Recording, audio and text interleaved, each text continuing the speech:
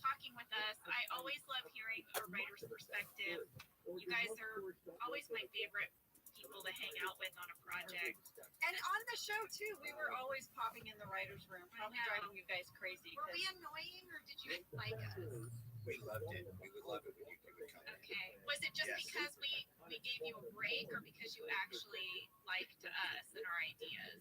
One of the things we would do is watch what you did, how you talked, and it was almost inevitable that it would influence what we thought about your characters.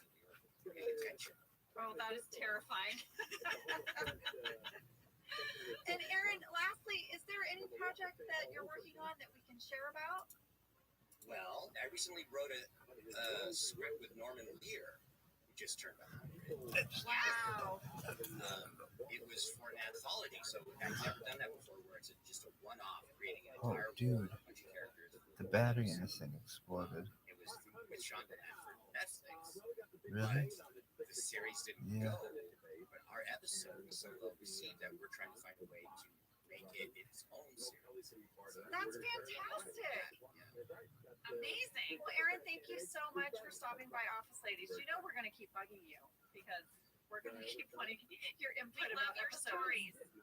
Please do. I love listening to your show, and I love reliving even the parts that I wasn't there for. And congratulations on such an amazing podcast and your book too.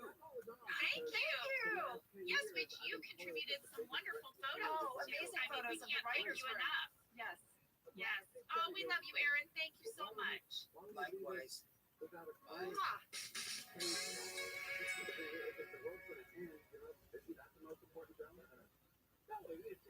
Let's get into this episode. Yeah, it starts in the dark. All the lights go out. There's a power failure. Dwight says, guys, come on, follow me to the shelter. How many shelters does Dwight have?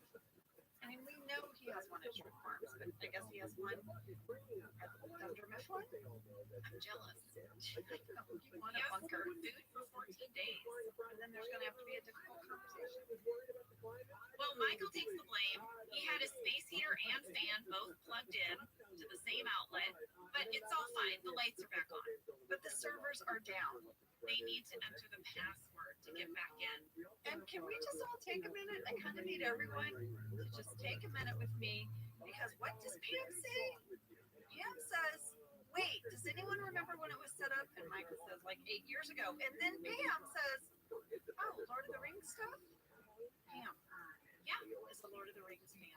I want it noted. I don't think she's a Lord of the Rings Yes, fan. she is. Let me have this, She's Jenna. not. She just Come knows. on. She knows her office family. Why was And that? she's like, oh, I know what it is. Lord of the Rings was 8 years ago. It's probably like I bet she couldn't name a reference. She doesn't say anything Lord of the Rings. I disagree. I think Pam is a big Lord of the Rings fan. She isn't. I refuse. I am Pam. I'm telling you, she's not. This is a trait we share in common. Well, they have to sort of toggle back in their minds about who was the IT guy when this was set up. Yeah. And they realized it was Lozenge. Yeah. That was what they called him. I love it that they've never known the name of a single one of their IT No guys. one. And guess what the password is? It's big boobs with a Z. I did like that Meredith and Angela both chimed in things about Pam. Meredith said drama queen. Angela said nosy. Some side sass during the scene. Well, we had a fan question from Ryan S. in Massachusetts who asked, when the power goes out in the office, since you guys work on a sound stage, how did the whole process of making the lights go out work? Was it simple or did it take a lot of planning? Ryan, thank you for this question. This is a kind of like nerdy production question I like.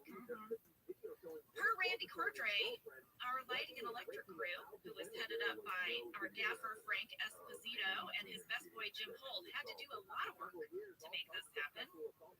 Because as Randy pointed out, all of the interior lights in the office go out, but the exterior lights that light up our fakey scrim, you know, to the fake outside, out the windows, those all stay on.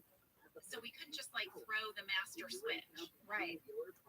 Some had to stay on, some had to go off. But also, all of our stage lights in like various support rooms around the soundstage, like craft service and the sound booth and all of that, they're all on this same like lighting board. Right, and they can't lose lights. Our sound booth can't lose lights. Yeah. So what they did was they ganged, I guess that's the term, or combined all of the circuits that needed to go dark into a single dimmer. And then they would give a cue to our first AD to hit that dimmer, and then the appropriate lights would go off and the others would stay on. That's how we did it. All right, well, let's get into this episode. Ryan and Michael arrived to work, and their cars have the woof.com bumper sticker. Yeah, it says woof.com, whenever, period, wherever, period. I counted. Ryan has 1 sticker. Michael has 9. Well, that logo was created by Henry Sane. And you know, you can go over to the NBC store and they sell Woof shirts and a Woof mug. Still? Yeah, Wow. but no bumper stickers. Well, now we're going to have a joint talking head with Michael and Ryan. Ryan is Woof and Michael is Facebook. And they go back and forth. This was reminiscent of a commercial that was running at this time. It was like, what was it, Jen? It was like It's Apple. And It was the I'm a Mac, I'm a PC. yes. And they starred Justin Long as Mac and John Hodgman as PC. Look how excited you got. Did you mini dive this? What'd you do? Well, I did a commercial. What? I did an I'm a Mac, I'm a PC commercial. It never aired. Were you Mac or PC? I was neither. Those guys were always Mac and PC. Oh, I see. But this campaign was so successful, people loved it, that they started having celebrity guests come in and do other bits with the Mac or with the PC. Okay, so did you do a bit with the Mac or the PC? It was with both of them. I can't remember a lot of details about it. It's a little fuzzy because it was a really long time ago. It was while we were shooting The Office. It was kind of during this time. But they told us ahead of time, we make like 12 of these, but we only pick a few that will actually air. They put them through focus groups. So you only got paid the big bucks if your commercial got picked. Oh, So my commercial didn't get picked. the focus group was like, hey. They were like, not one of mine, I guess. I don't know. But what I did get was a boatload of Apple credit that never expired. Get out! So for 10 years, every time I needed a new laptop or anything Mac related, anything, I would just go to my contact and be like, hey, remember I did that commercial that never aired? You I'm said ready for this item. that's a pretty great sorry you didn't get it gift. It is. No, I mean, I got my sister a laptop, you know? Yeah. You're for my family, not just for me, you know? Like Oprah. I You get a was. laptop. You get a laptop. You get a laptop. I was. It was like the best failed commercial ever. But I have an audio clip from one of their commercials if you want to play it. I'm not going to be in it, obviously, as we have established, but here you go. Hello, I'm a Mac, and I'm a PC. You okay? No, I'm not okay. I have that virus that's coming around. Oh, you better stay back. That's okay, I'll be fine. No, do not be a hero. Last year there were 114,000 known viruses for PCs. PCs? No, that was it.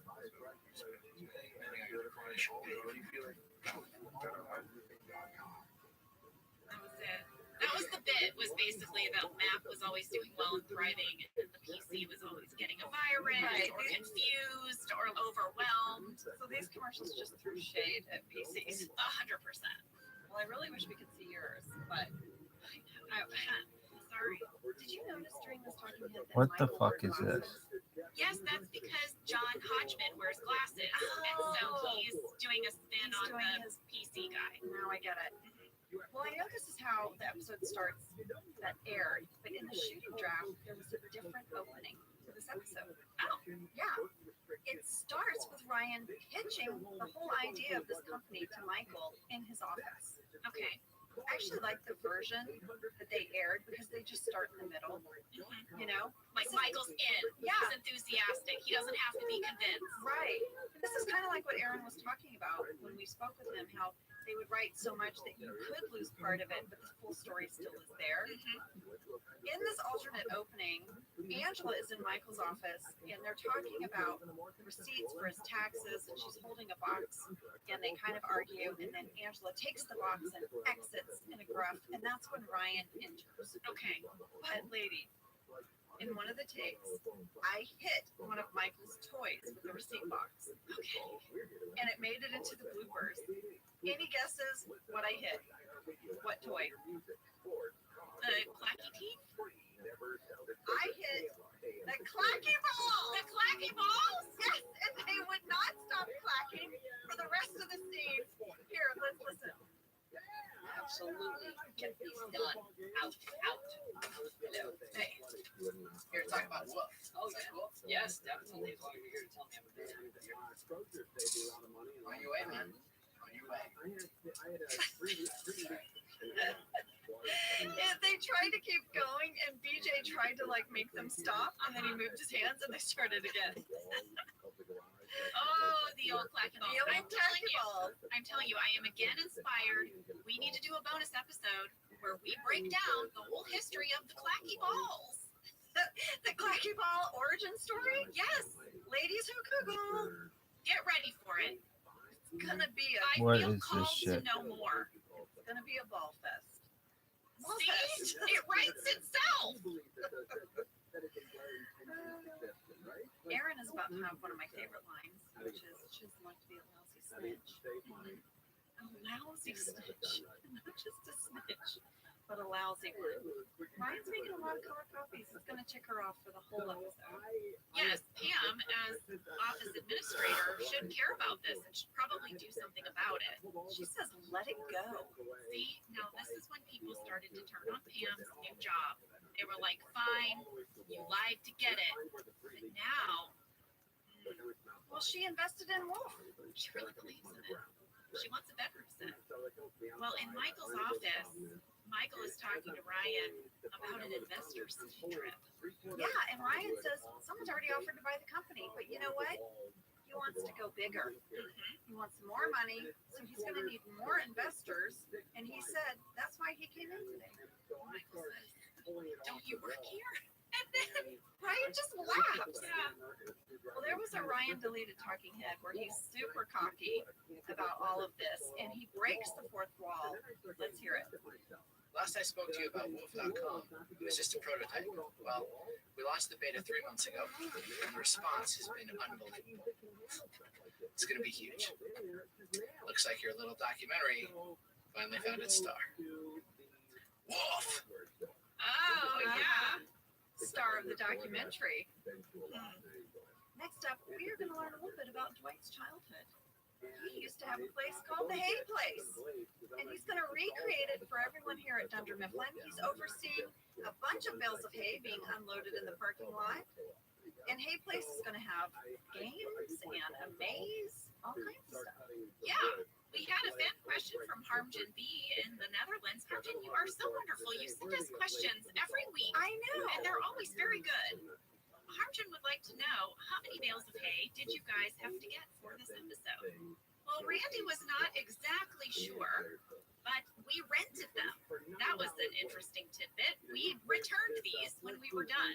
Well, I'm glad. I mean, what would we do with them? I don't know, but we got them from a farm in Palmdale, California. We had to pay a truck and a driver to deliver them. They came stacked in like 10-foot high stacks on this big trailer bed. And Randy's rough estimate is that we used around 360 bales. And that it was our set dressing crew, headed up by Steve Rothstein and lead man Jim McDermott, are the ones who unloaded all of those bales and then reloaded them onto the truck after the shoot. But we had a fan catch, many a fan catches. We talked about this in our interview with Aaron. These were not hay bales, they were straw bales. Riley P. from northern Minnesota said, I have been waiting for this episode ever since your podcast started. This was sort of painful to watch as a farmer because those bales are so clearly straw. And Shania R. from Sydney, Montana said, maybe you guys use straw because it's much lighter and easier to work with, but that's not hay. Yeah. Well, thanks to our associate producer, Ainsley Bebico here at Earwolf, I have a nice little break breakdown to help you know if you are looking at hay or straw. Go Ainsley. Here we go.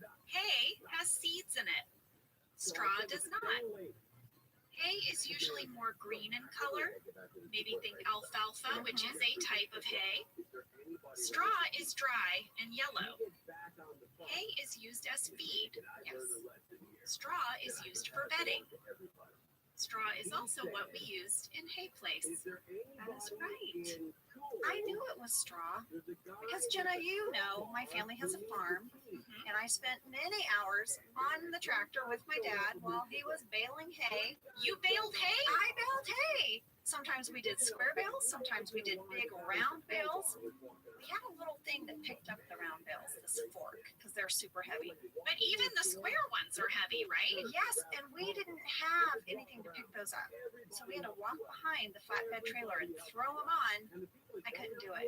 They're like 100 pounds. Well, this is definitely why we had to use straw in the episode, because we had to have just our two crew guys piling all that stuff up. And stacking them.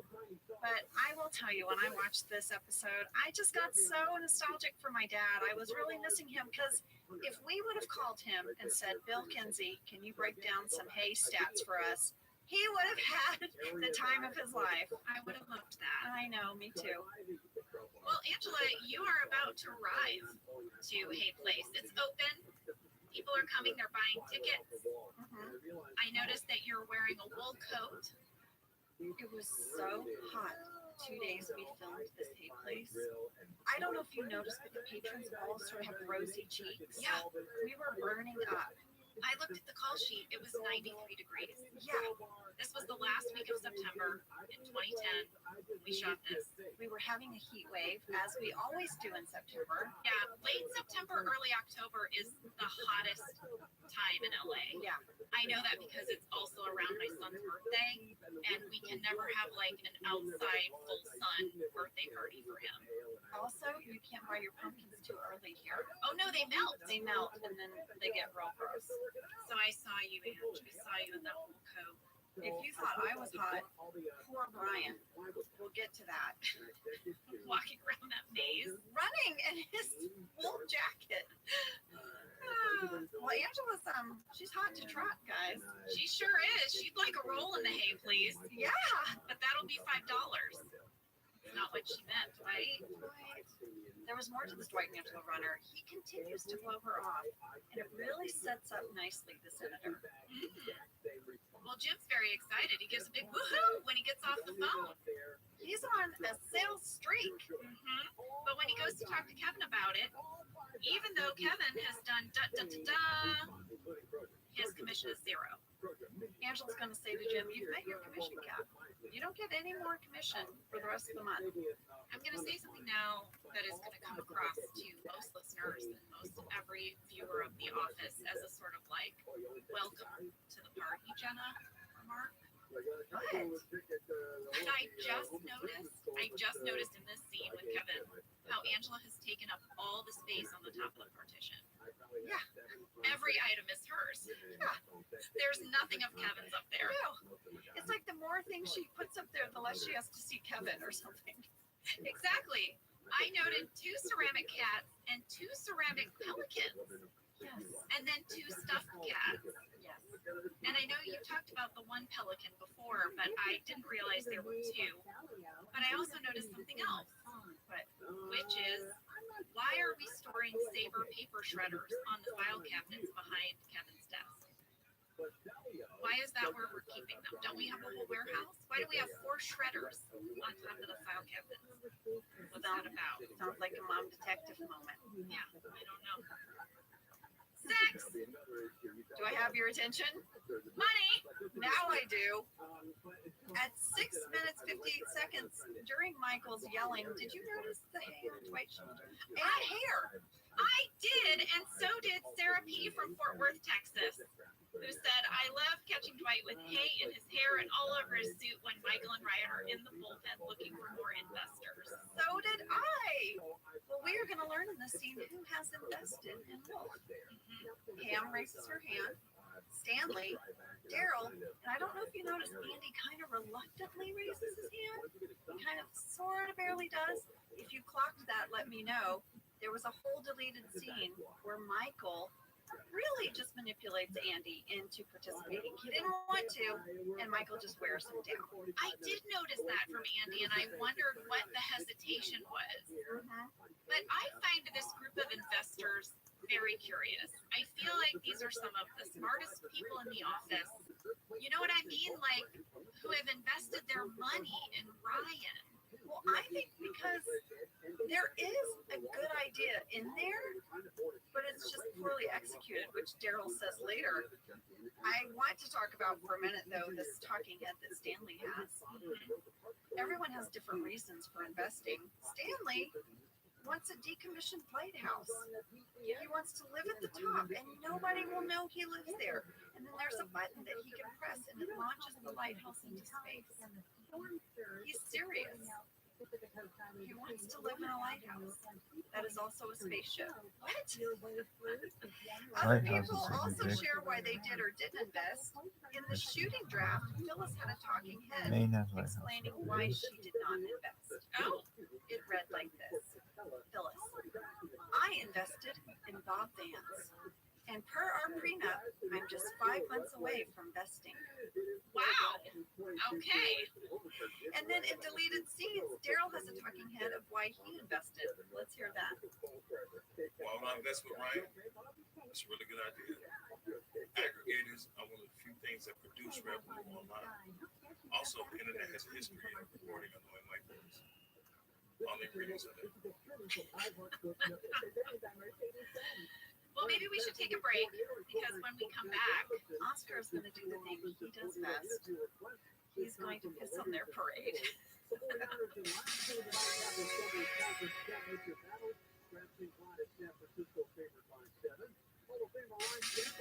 well, we are back. Ryan is bragging that Washington University wants to buy Woof, but he's That's not going to Ryan sell. Sandberg. Instead, he's going to He's open great. a second round of investment to family and friends. And the first person that they're going to try to hit up for money is Oscar. Mistake. Yeah. Now, Oscar says something really interesting. He says, have you ever considered making Woof like an emergency notification system? So smart. So smart. What a great use of Woof. Ryan's not interested. He's like, no, this is about fun. Oscar is going to press Ryan about where they're at financially. And we find out that they can sustain their business for 9 days. 9 days! And then they're bankrupt.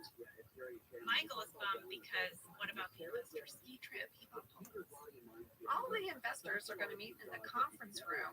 Ryan presents a colorful investment chart, which Aaron gives like side eye about. But was that printed there? That looks like something We did it. you send out for. It's So printer didn't make elaborate. that. I know, I agree. She's just still so mad about it. I tried to zoom in on it to see what it said, but I couldn't quite tell. Well, guess what? Randy sent it to us. Oh my gosh, what did it say? Well, it's the profit projections, Okay. and it's so ridiculous. It's clearly all that Ryan is obsessed with. Lady, you got to see this. Look at this chart. Okay, so according to this chart, it is November right now. They're going to break even any minute. They're going to become profitable before December. They're going to be millionaires by January and billionaires by February. Yeah. According to his projection, based on no actual numbers, though. Well, on the other side, if you look at the other side of the Got chart, them all. okay, it looks like we have Oh, investors God. to the tune I'm of sorry. $1,500 and something dollars. So $580 is going to turn into $1 billion in a matter of I'm months. gonna Yeah, do in a matter of Wow, this is quite the chart. Oh, I'm glad I said something. I really I enjoyed did. that. Well, Randy gave us more fun graphics for this episode. Of course, they were all Oh, made my by God, Henry wow. Sane, and I'm going to put them I in the just stories. like I Wow, just great. Well, I know that the condom wrappers were made by Henry Sane every as well. day. Henry Oh, Sane my and Bill God, Shea were very busy this episode. They really were. That's Because very Ryan's fun. going to start Next day's throwing work. out Oh, I merch. get them all. 50,000 condoms. 50,000. It's all about the merchandising. And that is when Kelly is going to enter and be like, what are you guys talking about? Hold on a second. This was my idea. Yeah. We had a fan question from Fiona L. in Melbourne, Australia, who said, what actually happens when television writers come up with an invention like Woof? Who This the is an network own important it, question. the show, the writers who have their names on the Say. episode, or the exact writer who came up with the idea? Is it trademarked, copyright protected? Woof is a great idea, and I'm surprised it doesn't really exist. Agreed. I thought these were all very good questions. All great questions, Brianna. Here's what I was able to find out. I believe it is owned by the whole network. It is not the property of the writer who came up with it. It is the intellectual property of NBC Universal. That's right. That's what I would have guessed. Here's the other thing I learned. Whenever any website is mentioned on a television show, it has to be fictitious. It cannot be a real.com. So way back on nepotism, when this idea first came up, they had to go through the process of purchasing the domain names woof.com, woof.net, woof.org. They did it through GoDaddy, and the whole thing cost under $100. Randy said that we were required to register the names for 2 years. There used to actually be a Woof website. Like they had it go live. Yes. I reached out to Joya Balfour, who was working at NBC.com at this time, and she shared with me some of the digital media they built for this episode. First of all, she thought it was really fun that Ryan set up a beta site first, where he just gathered information, and that would have been set up after nepotism. Okay. And the idea was that Ryan was collecting as much data as he could on everyone before launching his official website a few months later. Sounds scammy. I don't even know what a beta website is. All sounding scammy to me. There was also a component you get to build your wolf dog avatar. So here are your choices. You can be a pit bull, a terrier, or a golden retriever. Your fur color can be black, brown, white, or tan. Your tail length can be long, medium, or short. Your ear style can be floppy or pointy. And the collar type can be leather or nylon. Joya said people actually went to the site and they tried to sign up. No. Yes. And she said that NBC did not save their data because it was too much for the NBC privacy team to deal with. Oh my gosh. So when people entered their information, they just got a wolf sound. That's it. On the website, it's got several different features. When you click on them, they make a noise, like the shop button, bio button. Oh. Are they all different forms of marketing? They're all different forms of Ryan thanking you and trying to sound cool. I'm sorry, Rye thanking you. How much time did BJ Novak spend on this very odd little subplot? I don't know. Recording his voice. Joya went on to share that Ryan Howard also had a Twitter account that they created along with Kelly Kapoor and Aaron Hannon, and the three of them interacted for years.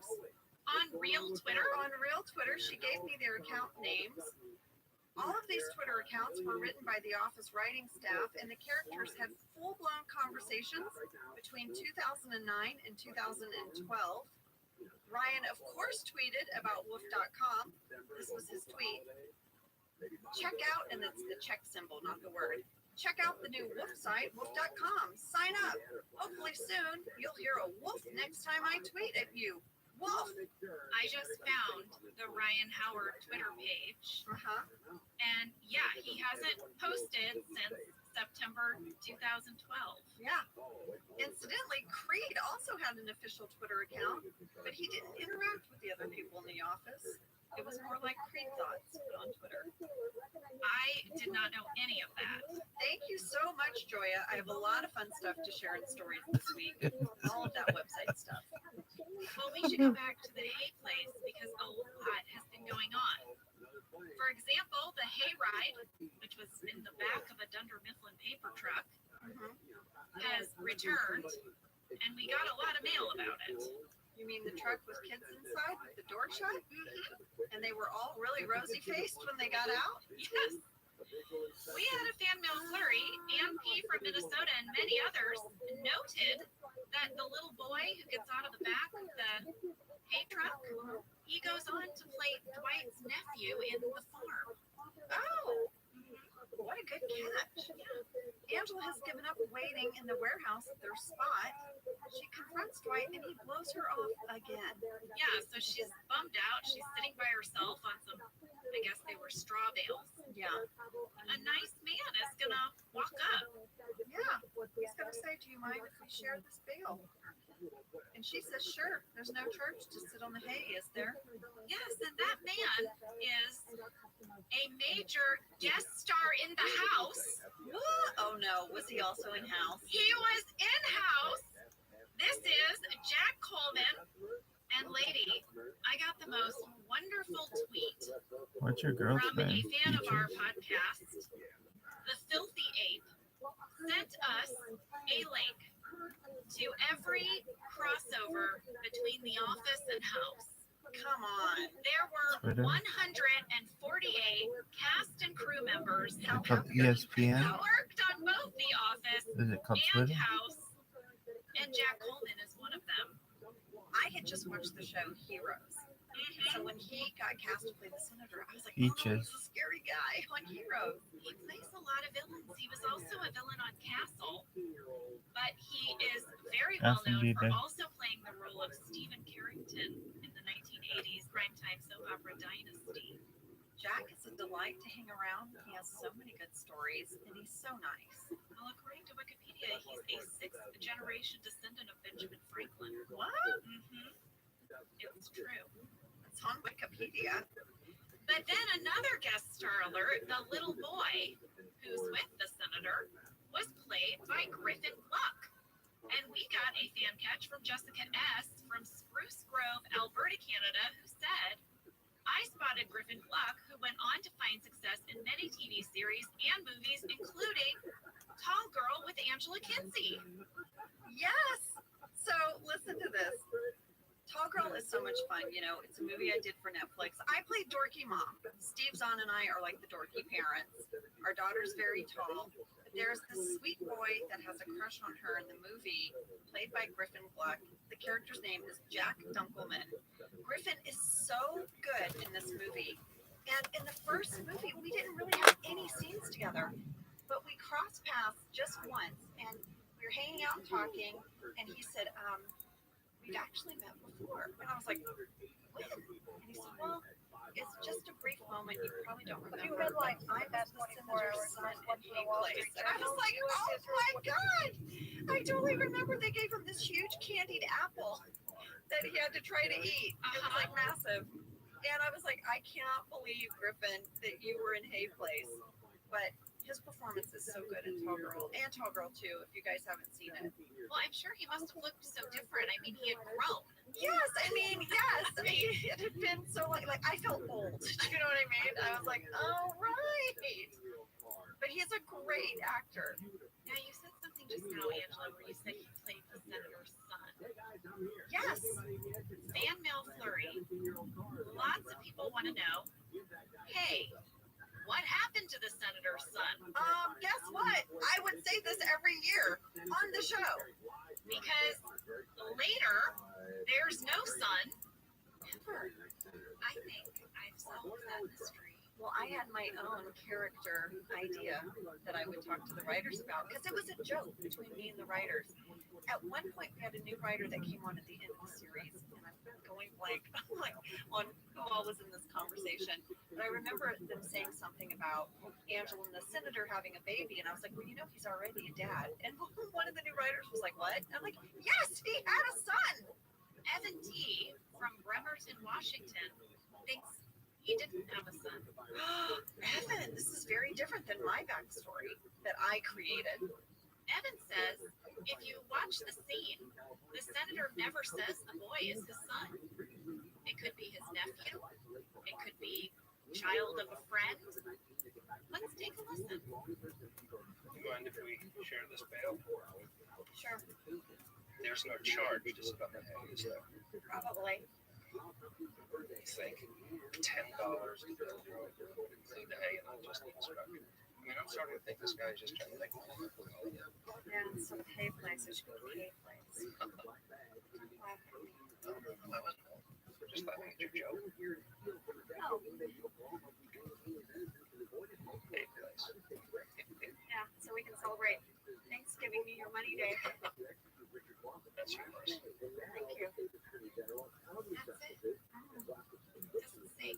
son and I have a seat. Right. No, you're right, Evan. My theory that I used to say was, as soon as the senator and Angela got married, she sent him away.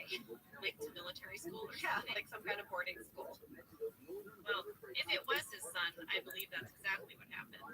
But I'm just intrigued by Evan's theory. Evan will have to keep clocking that as the episodes progress with the senator. We've all just made an assumption.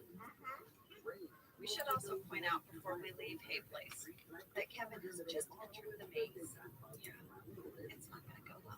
it's not. We have some malaise in the break room. Malaise in the break room? I love it. Yeah. Michael is sorting the trash, and Pam is going to have like a intervention, I guess. She's doing the Pam thing that Pam does with Michael, where she's the voice of reason and sort of holds up a mirror to what's really happening. And that's usually the only time he can see it. And he's going to say, you may be right, I may be crazy. About Ryan. Yeah. Which means Pam knows he wants to break into song. Randy said that we had to pay $25,000 Wow. Just for that little moment? for Steve to sing that one line of the Village song. Whoa! Yeah. What if we sang the whole song? I don't know. Is it like per line? That's a good question. I'll get to the bottom of that. After this talk with Pam, Michael's going to go find Ryan in his closet office. This scene broke my heart. Before we discuss it, at 15 minutes 30 seconds when Michael opens the door, did you see what was on Ryan's screen? Some sort of game. Like a baseball game. And he quickly changes it to wolf.com. But it was like a video game. Yeah, but he quickly changes it to look like he's busy. Exactly. Yeah, it's really sad because it's very clear that Ryan does not have Michael's best interest at heart. No. And he wants Michael to take out a second mortgage on his condo. And Ryan says, we're going to do so much together. We're going to have trips and dinners. And Michael's like, well, we've never even had a dinner. How about tonight? And Ryan's like, yeah, I'm busy. Well, Daryl is going to be less subtle. Daryl is going to literally Yank him. remove, Yeah. By his shirt. and everyone is going to really put the pressure on. They're in the kitchen and they're all saying they want to sell. Except Michael still doesn't want to sell. He still gets Ryan's back. By the way, something we forgot to mention was why Washington University wants to buy Wolf. Oh, well, this is pretty important. They realize it's just for the domain name. It's the Washington University Public Health Fund. Yeah, and that should really show you how much this business is suffering. That just someone wanting to buy the domain name back, right, is enough to get out. Well, while this is going on, Jim has decided to spend the rest of his day manipulating the audiobook of Joe Bennett's book. Yes. Yes. Basically pranking Gabe. Yeah. So he manipulates this message that sounds like Joe telling Gabe that she's going to read her audiobook to him and he has to follow along to make sure she doesn't make any mistakes. Do you know what I thought Jim was going to do? What? I thought he was going to edit the audiobook to say, let Jim have his commissions back. That would have been good. We did have a fan catch from Louisa L. in Massachusetts who said, would Jim's extension number have come up and not Joe's when, like, quote unquote, Joe calls Gabe? So busted. I know. Gabe was not paying attention. Dwight is now going to crown himself the Hay King. Yes. It's something he's always wanted. For years he was looked over. I guess Mose kept getting it. He's super happy about it. And there was a deleted scene between Angela and Dwight that I think was the nail in the coffin for her to really warm up to the senator. Oh, let's hear it. Dwight, it's time. Sorry, women aren't allowed to address the Hay King directly. Go away. I've been waiting for you all day.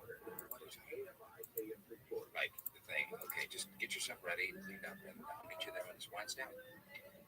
Be gone, woman. Yeah, be gone, woman. And while he says that, he's gnawing on a giant, like, turkey leg and wearing a fake crown made of straw. Well, I believe that was meant to be a goat leg because remember the petting zoo Oh, when it was roasting goats. Yeah. closed right before the goat roast. Yeah. Alicia Raycraft, our costume designer, made the whole Hey King outfit. It's really great. She sent me some of the sketches when she was sketching it out. It's pretty perfect. Clearly, though, Dwight was always meant to win because that crown was never going on a child's head. Because he Rain has a huge head in real life. and it fit him perfectly. Kevin is still stuck in the maze. Poor Brian. Poor Brian this day. Running around 90 degrees. Full sun. What we do for our craft. I know. Well, you know, in the kitchen, Michael was not going to sell. He said he believed in Ryan, that he would give Ryan the full 9 days to turn Wolf around, and then they would sell. It's kind of cool. He says, you know, the world sends people your way. Sometimes you don't know why, but he always sticks with his people. Basically, I'm summing up. And I actually thought it was very Michael, and he goes through and he kind of likens everybody to a playing card. He's the Joker. Yes, and it's true that Ryan is a 2, but sometimes 2s can be wild. Yeah. Michael really doesn't give up on people. But Ryan's gonna give up on Wolf. Thank God. He spent about 2 hours in his closet, and the episode ends with Michael getting a final look. Yes. It said, Wolf from Ryan Howard. Decided to sell company. Thanks, bro. Hell of a ride. This was like a few days together. And one last thing we have to address is that the Hey King goes looking for Angela. And taped to the warehouse door where they hook up is a voided contract and a punch card. And as Angela's leaving, the senator asks if I were to call Dunder Mifflin and ask for Angela Martin, would I get through to you? She says yes. And if I were to call your home and ask for your wife, would I get her? And he says, no, my wife died. He's a widower. We get a tiny smile from Angela on that one. And that, my friends, was wolf.com. Thank you so much for sending in your questions. Thank you so much to Aaron Schur for stopping by and letting us chat his ear off. Thank you to Randy Cordray for all your behind-the-scenes info, and Ainsley, thanks for that breakdown on Hey versus Hey. All right, you guys have a great one from 2 office ladies. We wish you the best. See you soon.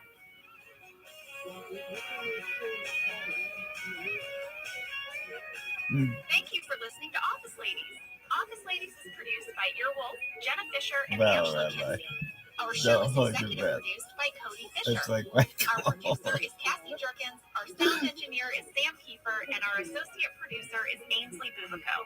Our theme song is Rubber Tree by Creed Bratton. For ad-free versions of Office Ladies, go to StitcherPremium.com. For a free 1-month trial of Stitcher Premium, use code OFFICE. It's like Ragdoll.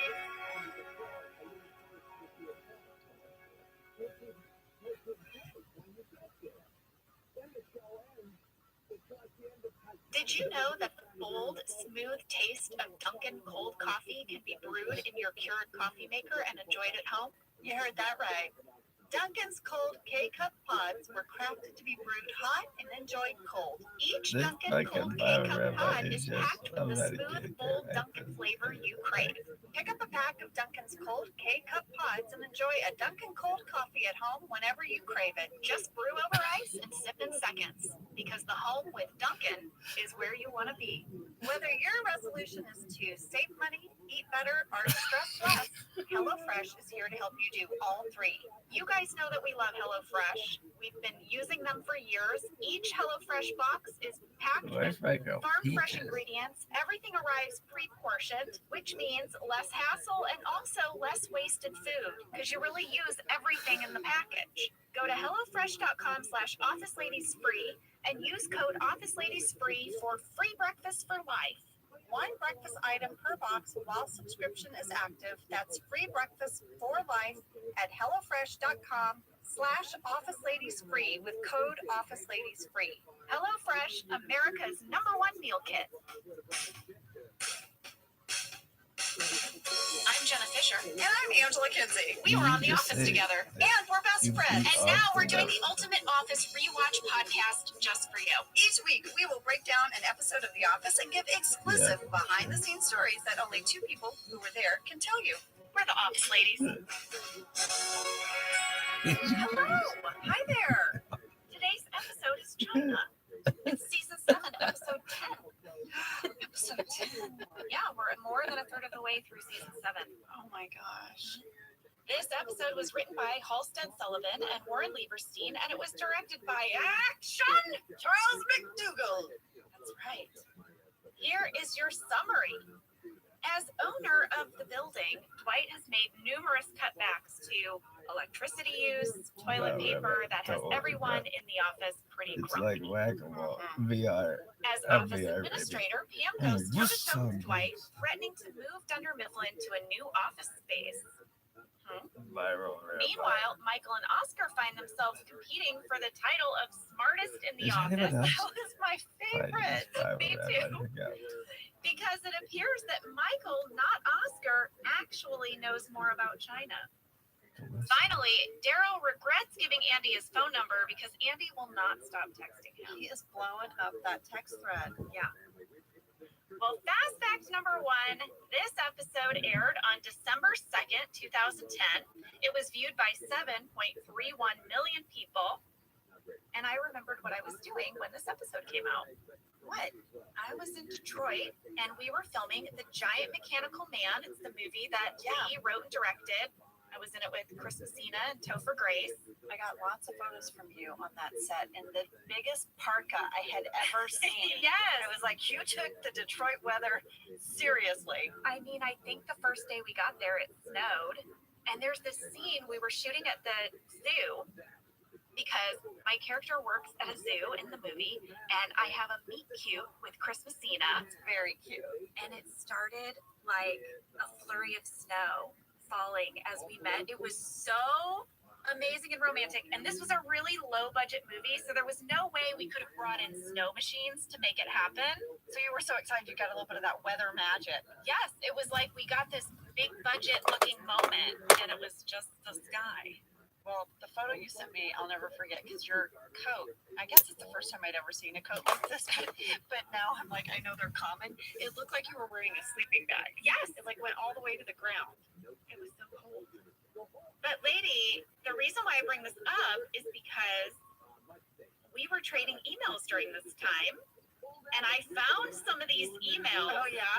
Because, you know, in our book, Office BFFs, we talk about how we stay in touch now through voice messages. Right. But this was before we were doing that. We were still typing it all out to each other. We would- Long emails. So long. So long. We would write each other like a journal entry, but better than my actual journal entries. Don't worry, Sam. It was better. I remember like sitting down and writing you like a small novel about my whole week. Well, you did that, and I found it. Here's what you were doing the week of December 2nd, 2010. You had bought your house in the spring. Yeah. But you had not had a chance to nest yet. No, because I was working Yes. when I got my house. Yeah. So you were using this hiatus to fully nest, and you wrote me an email announcing a very exciting home purchase. Do you remember what it was? I do. It was a treadmill. I was so excited. You guys, I looked for a long time and I bought one at Sears. And it promptly became a place where I hung my sweaters and put boxes on it. You were so excited about it in your email. You really believed that this was going to kickstart a new habit in your life. It's such a joke. For any of you guys that follow me on Instagram, you know that like I would just post photo after photo of what all I was using my treadmill for, other than exercise. Yes. It's a great place to dry clothes that, you know, you want to take out of the dryer a little bit early. So that's real good. But you don't have it anymore. No, I finally just gave it to my neighbor because I was like, who am I kidding? How long did you have it? It was like, 5-8 years? Yeah, it took me like a decade to give up on it to realize it was just storage. But then I reimagined the space. Yes. I made myself a little nook. And it is so cute. And bringing it back to the book, you spent a lot of time working on Office BFFs from your new Nook that went in the place of this treadmill. The treadmill / storage area. But this email really brought back memories for me because I just remember this whole treadmill thing. I was so determined. I don't know what the moral of that story is. I don't know. But maybe if you haven't used your treadmill, In a long time, just get real with yourself. yeah, and put in a cozy reading nook instead. It's okay. We give you permission today. We're talking to you. You know Yeah, who you you are. know who you are. All right, moving on. Fast fact number 2. We got a fan question from Haley H. in Alberta, Canada. This was such a great episode, but also a very unusual premise. What was the inspiration for this episode? Well, Haley, we reached out to Warden Halstead, who wrote this episode, and Halstead gave us some great intel on the inspiration for all of the various storylines in this episode. He said that the writers had been tossing around the idea of a China episode for a while because China had been rapidly rising as the next superpower, but that the real seed of this idea sprung from a discussion in the writers' room after they had watched the 2008 Olympic opening ceremony in Beijing. Because he remembered they were all just talking about just the sheer number of performers and how they were all moving with precision and the drummers. And, Warren told us that in their first draft, they had Michael watching the 2008 Olympic opening ceremony on YouTube with Aaron. Oh, I did read that in an earlier draft. Yeah. But it took him a little while to figure out how could this become an episode. He said eventually the writers came up with this really fun idea of Oscar being known as Actually. Yes, I love that. And that kind of grew into him being considered the smartest in the office and what would happen if Michael bested him. And then they joined the idea of focusing on China and then focusing on Michael becoming the smartest in the office to come up with this episode. But they also wanted to explore Dwight as the building owner. And since Pam was the new office administrator, they thought it would be really fun to have a showdown between the two of them. And it really sets up some future episodes, like even Classy Christmas. She actually plans an amazing Christmas. They also like the idea of Pam having to deal with this rather than Michael. Like the whole banner on the side of the building, that Pam has to do this. And then as far as the Andy and Daryl texting storyline, they said they really wanted to deepen the relationship between Andy and Daryl. It kind of started when they made their band. They liked those two together. They said texting was relatively new back then. Oh my God, we're so old. The iPhone had just come out in 2007, and we finally had this whole keyboard that we could text from. You didn't have to do just 111, 222. All that, and people even know what we're talking about because we're so old. I know. They said something that was very popular back at the time was this new idea of texting etiquette. So that's what they decided to throw into that relationship. This is so funny to me because, in the last few years, we got my mom not a smartphone, but like an iPad. So now she texts. She's never texted in her life. She's in her 80s. Okay. And just like watching my mom's learning curve on texting is so adorable. And like the moment your parent discovers an emoji. Right, yes. So cute. Well, I guess all the different generations have their own texting etiquette. Our generation writes full sentences with punctuation. I know. But apparently that's really annoying is it the millennials hate that? Or is it Gen Z? We're looking at you guys. Also, somebody hates emojis. Yeah. What is it? I know for me, if you put a period at the end of the sentence, that means you're mad at the person. Oh, see, that's what I mean. We put a period all the time, Cassie. I know a bunch of emojis is an old person thing. Like a bunch of the crying emoji for laughing is a. Oh, that's me. I do it all the time. What do you do if you're laughing so hard you're crying? I don't know. I'm 38. Check in with someone who isn't me. Well, Find other a use. thing, also, I guess to write out full words is considered ancient as well. There's all these abbreviations. That's also read as passive aggressive. Yeah. Yeah, I write "see you soon!" exclamation point, and I write out every word. but I feel like someone else writes the letter C, the letter U, and soon with no period or. In lowercase. Oh yeah. Right. Oh, that's right. Don't capitalize anything. My gosh. Isabel just taught me a new one. She had a cold bug, and I was like, "How are you feeling today?" And she said, "I'm gonna get it wrong." She said, "Med." What's that mean? So med. You know, she's like you're so. You're like, oh yeah, Yes, mid. Oh, sorry, I got it wrong. I got it wrong. I thought you were Mid. saying meh. I know. I got it wrong. She's feeling mid, which is like, you know, in the middle, like so. Oh, I know. It's also not good. Like a song that's mid would be bad. Okay. but let me ask you this question. Let's say Angela and I took a class on young people Nothing texting. would make me happier. Go on. But if we Is there a did, class? and then we started texting that way, would it be annoying? Like, are you supposed to stay in your lane? Just stay in your generation. I don't know, but you know what? I'm gonna text I feel mid, and I'll let you know what she writes back. She'll probably be like, oh. You know what I mean? That's like when I was a kid, if another kid's parent dressed too cool, it became uncool. Yeah. Because they were like trying too hard. No, I know. Like, would we be trying too hard if we're trying to text for sure. mid with no emojis? I don't know. Well, one more quick little fact about this episode is Warren and Halstead said the original title was Michael Fixes America. And then it became The Lease because it was kind of focusing on the storyline between Pam and Dwight. But eventually they settled on China. That makes a lot of sense because I found an original draft called The Lease, and at first I thought it was a missing episode. I was like, ooh, Oh, I that found would have been a find. I know, but then as I started reading it, I was like, oh no, this is China. Halstead also pointed out that this episode is a theme of battles. It's Michael versus Oscar, Pam versus Dwight, and Daryl versus Andy.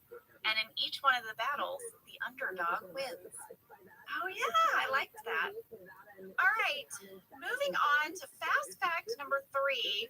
You know, toilet paper features very heavily in this episode. So much. There was a lot of toilet paper, a lot of unplying and replying of toilet paper. Some Stanley sass when Pam suggests him to double up. He says, stay out of my business. I thought we could use a history of toilet paper. Oh, could we? I can't wait. Wait, let me get comfortable. I'm getting my tea.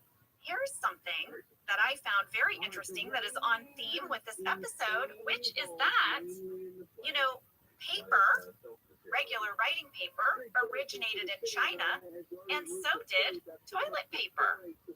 Huh, how about that? Mass-produced commercial toilet paper began in the mid-1800s, but before that, in very ancient times, people used all kinds of other things. Here's the stuff they used to wipe their tush. Okay. Is this the uncuddled anus, as Dwight would have it? That's right. Okay. A stone, Ah! seashell, No. animal fur, Oh. leaves. No. Sometimes people just rinse themselves in water. A bidet. Yeah, or snow. You know I love a bidet. That's a story for another time. It is. I would not want to put snow up there. Be very cold. Uh-huh. In Roman times, they used a sponge attached to a stick. Fancy. I saw a picture of it. It kind of looked like a loofah on the end of a branch. A stinky loofah. I mean, listen to what they would do. They would keep it in a bucket full of vinegar or salt water to sanitize it, and then you would sponge your butt with it after you poop. Okay. Some really rich people would use cloth, but because cloth was handmade at the time, that was considered like very decadent if you used cloth. But by the early 14th century, the Chinese were manufacturing toilet paper at around 10 million packages a year. But you know what? The modern toilet paper did not get to the West until 1857. And before that, you know what we were using over here? Please don't say a shell. It was not a shell. Okay. We were using corn cobs. Corn cobs. Or old newspapers or magazines. Yeah. The first toilet paper roll was introduced in 1890, and then really the biggest milestone in toilet paper happened in 1930 when Northern Tissue Company made the first splinter-free toilet paper. Splinters? All this time, people were wiping their butts with paper that had splinters? I had to read Good that Lord. several times. Yeah, but thank you, Northern Tissue Company. Seriously? Splinter-free since 1930. Good night. Here's something I learned. In 1973, America experienced its first toilet paper shortage, and it was all because of a joke that Johnny Carson made on The Tonight Show. What do you say? I have an audio clip.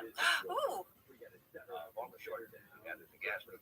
You know what else is disappearing from the supermarket shelves? Toilet paper. You can laugh now.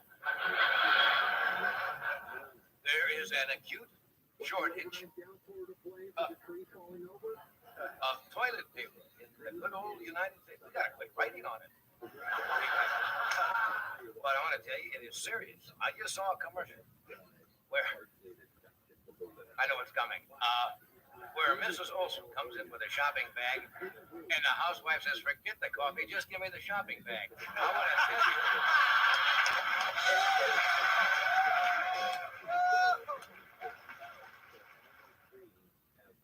Okay, so here's the thing. so based off that bit, Yeah, it seems sort of innocent, this joke, but I guess there was a gas shortage going on, and he had read an article that there was a commercial toilet paper shortage, but nothing to do with household toilet paper. But after people heard this joke, people made a run on the supermarket and they bought up all the toilet paper and created a toilet paper shortage. And Johnny Carson had to release a statement. He said this, quote, "I don't want to be remembered as the man who created a false toilet paper scare. I just picked up the item from the paper and enlarged it somewhat. There is no shortage," end quote. I like that that's how he doesn't want to be known. Yeah, please. All right, final thing before we go to break, Angela, about toilet paper. The hanging of your toilet paper on the roll is a huge source of debate.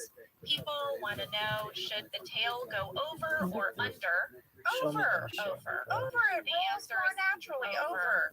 What debate? Over. In a survey of Americans, 70% prefer over the top because those 70% of Americans are right. Yes, you are correct, actually. There's a patent from 1891 for the Albany Perforated Wrapping Paper Company. They filed their patent, which shows it in the overhang fashion, and the patent was approved. This is the way it was designed to be used. Come on, you guys. Oh From my 1891. Who's the guy who applied for the patent? Sean Wheeler. Sean, thank you. Thank you for the over. For also proving us right. That's all I got for Fast Facts. Well, I loved all of that. Let's take a break because when we come back, there's a moment that Phyllis could not get through. She laughed every time. They don't have a take of her not laughing, so what you see was just Phyllis trying not to completely lose it. Yeah, but you can see her kind of losing it. I know, but that was the best one they had.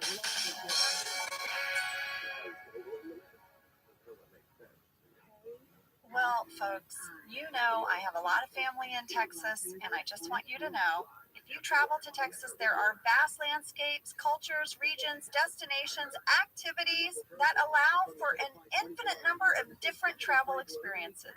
You can have fun in the sun. Texas has 350 miles of coastline. That's right. Or if you like more of a rugged vacation, there are campgrounds, hiking trails, state parks, and the food. Can we talk about the food? Tex-Mex. And barbecue. There's live music, art museums, cowboy experiences. Come on. Right now, Travel Texas offers a one-of-the-kind online trip builder that allows users to generate a custom visually led trip matched to their unique interests. So you go in there and you click your interests and it'll say, here's where you want to go in Texas. Visit traveltexas.com/get-your-own to get the only trip to Texas that matters, yours. That's traveltexas.com/get-your-own. For 175 years, Gorton's has been committed to spreading the goodness of the sea by making quality seafood accessible to everyone while responsibly sustaining its future. Over 99% of Gorton's seafood is certified as responsibly sourced. And Gort's reached out to us and said, do you want us to send you some of our fish sticks, some of our products, so you can become familiar with it before you speak about it on the podcast? And I was like, Gorton's, I've got you in my freezer right now. Yeah, you Okay? do. You do. Your kids love the fish sticks. Yes, it's our fave. Guess what I got? I got the Southern style shrimp. It is so good. Oh, yeah. Yeah. You know, when you're looking in the freezer aisle, the Gortons are in the yellow package. They've got the iconic fisherman on the cover. This brand has been around since I was a kid. Same. Gorton's is actually a brand that's been around for 175 years. Oh my gosh. That's Yes. so rare. Well, we love Gorton's, and it can help you make your mealtime easy. Visit Gortons.com to learn more, find a store, and get a recipe inspiration. This show is sponsored by BetterHelp. You know, around New Year's, we all reflect, and people really start making lists of what they can do to be their best self for the next year. Yes, I think, you know, the new year definitely makes you think New Year's resolution. What do I want to change? New year, new me, that kind of thing. Yes, but perhaps this year we could be reflecting on what we're already doing right. Yeah. And therapy can help you figure out your strengths so that you can ditch this idea that you need some extreme change or this extreme New Year's resolution and Right. just, you know, you can make changes that really stick because they're based on your strengths. I like that. If you're thinking of starting therapy, give BetterHelp a try. It's entirely online, designed to be convenient, flexible, and suited to your schedule. Just fill out a brief questionnaire to get matched with a licensed therapist and switch therapists at any time for no additional charge. Celebrate the progress you've already made. Visit betterhelp.com/officeladies today to get 10% off your first month. That's BetterHelp, HELP.com/officeladies. We are back, and Dwight has decided that he is going to work on the dexterity of his feet. He is going to learn to use his feet to do things. And this is what leads to him trying to drink a cup of coffee with his feet, and he spills it on his crotch. You guys, Rain really did spill that on his crotch. He had to change pants. It was not hot, but Phyllis lost it every time. And you can see her covering her mouth with her hands. And we were all supposed to kind of be giggling, I guess. Yeah. When he spills the coffee. But She's so completely out of character. yeah, I want you guys to look at 55 seconds. Did anyone else notice the coffee mug that Dwight is using? Anyone else out there? I noticed it because it said Coney Island, which is far from Scranton. Okay, are you ready for a little mom detective journey? Please. Okay, so I went online to see if I could find the exact one that Dwight is using in this scene. And Jenna, I remembered that when we broke down the Saber episode, you had done some digging on hot dog eateries in Pennsylvania. Yeah. Because Dwight has that great scene where he's holding the tray of hot dogs and he doesn't know where to put them when he meets Gabe. All right. Well, you found an article in Pennsylvania Eats about a local spot in Scranton called Coney Island Lunch. And I was like, oh, that's got to be it. Right. They serve Texas wieners. This has got to be it. But Dwight's mug said Coney Island, Texas Lunch. So I started Googling because we are ladies who Google. And I found two different restaurants. They had almost identical names, but two different storefronts. And I thought, well, maybe I've got this wrong. Right? Okay, there's two places in Scranton called Coney Island something. Yeah. So I was like, this has got to be wrong. So I dug a little deeper. And then I came across this delightful blogger who writes about food as he travels. Okay. I only know him by his blogger handle, Hackknife. Okay, so Hackknife, if you're out there, this delighted me. He was traveling to Ohio with his family over Thanksgiving a few years back, and he made a pit stop in Scranton for lunch. And here's what he had to say. We walked up Lackawanna Avenue to find two very similar sounding restaurants located just a mere steps from each other. Coney Island Texas Lunch at 100 Cedar Ave and Coney Island Lunch at 515 Lackawanna Ave. Okay, wait. So the only thing that's different is one of them is called Texas Lunch and one of them is called Lunch. That's right. Okay. So here is what Hacknife learned after further investigation. Okay. The founder of Coney Island, Texas Lunch was named Steve Karampolis. Okay. He started the business, and then in 1972, when he passed away, he left it to his sons, Ted and Jack. And everything was fine until 1987, when there was a dispute regarding the future direction of the business. Ted wanted to keep renting space in the old building, while Jack preferred ownership in a new location. The brothers went their separate ways. Jack opened up a rival, Coney Island Lunch. No. No. And Ted cashed out to his partner in 2004. But they kept the original building, Coney Island, Texas Lunch, the original location. And now a set of owners runs that there. So you have Coney Island, Texas Lunch, right? And you have Coney Island Lunch. They're right around the corner from each other. And this is based on a feud between the brothers. Yes. But the one brother, Coney Island, Texas Lunch, doesn't even own that anymore. He sold it. That's right. But still operating out of the original location. That's right. I'm with you. Right? Okay. So on their building, it can say since 1923. Because it's been there. That's right. But Coney Island Lunch managed to keep the original phone number. Who kept the menu? Do they serve the same stuff? Yes, because it's the No. same. It's the same recipe for 93 years of this Texas wiener with the chili. So, all of that to say, I then found Instagram accounts, and then I found both the restaurants' websites. Neither of them had a shop toggle. So at the end of all this, I'm not getting a mug. You're not getting a mug. End of the story. And the end of this story, which I think is how all mom detective journeys end, which is we may never know. We never get the original thing we were searching for. That's right. So well done. And you know what? I read reviews of both restaurants, and people love both. Of course, it's the same food. Of course, it's the same recipe. But I feel like if we go to Scranton, we're going to have a hot dog from both. Well, Angela, I loved that journey. All right, well, let's get into this episode. It begins with the shortest opening credits of all time. Did you notice? Yes. I noticed that Randy pointed that out to us too. I loved what he said in his email to us. He wrote, at 121, geez, could this top the leaderboard for shortest main title in the show's history? Yeah, it was just the street and then Michael moving his Dundee. They clearly just had a lot they wanted to make sure stayed in. Yeah. This episode opens with Andy arriving to work. He's down in the lobby and he finds Dwight's built a new coffee stand. I love that Hank had to work it. I know. He's so clearly annoyed by it. He said Dwight said that it was a waste of space. And now they're going to sell all kinds of things. I made a list. They've got muffins, donuts, magazines, all kinds of things. I made a list. They've got muffins. It's just the latest in a long line of businesses that have stretched out in the last year, citing crime as a driving factor. Customers and workers we spoke to today tell our Dallas they are angry about the closure, but not surprised. The drive-through line at the station in and out is always very long. The company made it there. I don't know what history this guy has with California, but they're all very long. In and out only has one line. So he said this one has one line, and that's like saying Goodyear sells tires. That's what they did. In and out means one line. It's fancy.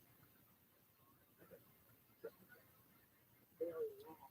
The company made it very clear this is a very business and profitable location, but the issue is fun and safety. Dozens of cars posted along the drive-thru, and plenty more people inside the dining room, including loyal customer Jen Bundy. Post office. Hey, am I the only guy that does this? I bet Kroger does this. Billy, I think I bet you do it. But on my car, my 17-year-old car, on my dashboard, I can press a button and it keeps a running clock. And whenever I get in line in and out, I reset it to 0, and then I stop it once I get the food, and I want to see how long the line is. And I do it every time I go to In and Out. Do you think that? What's your average?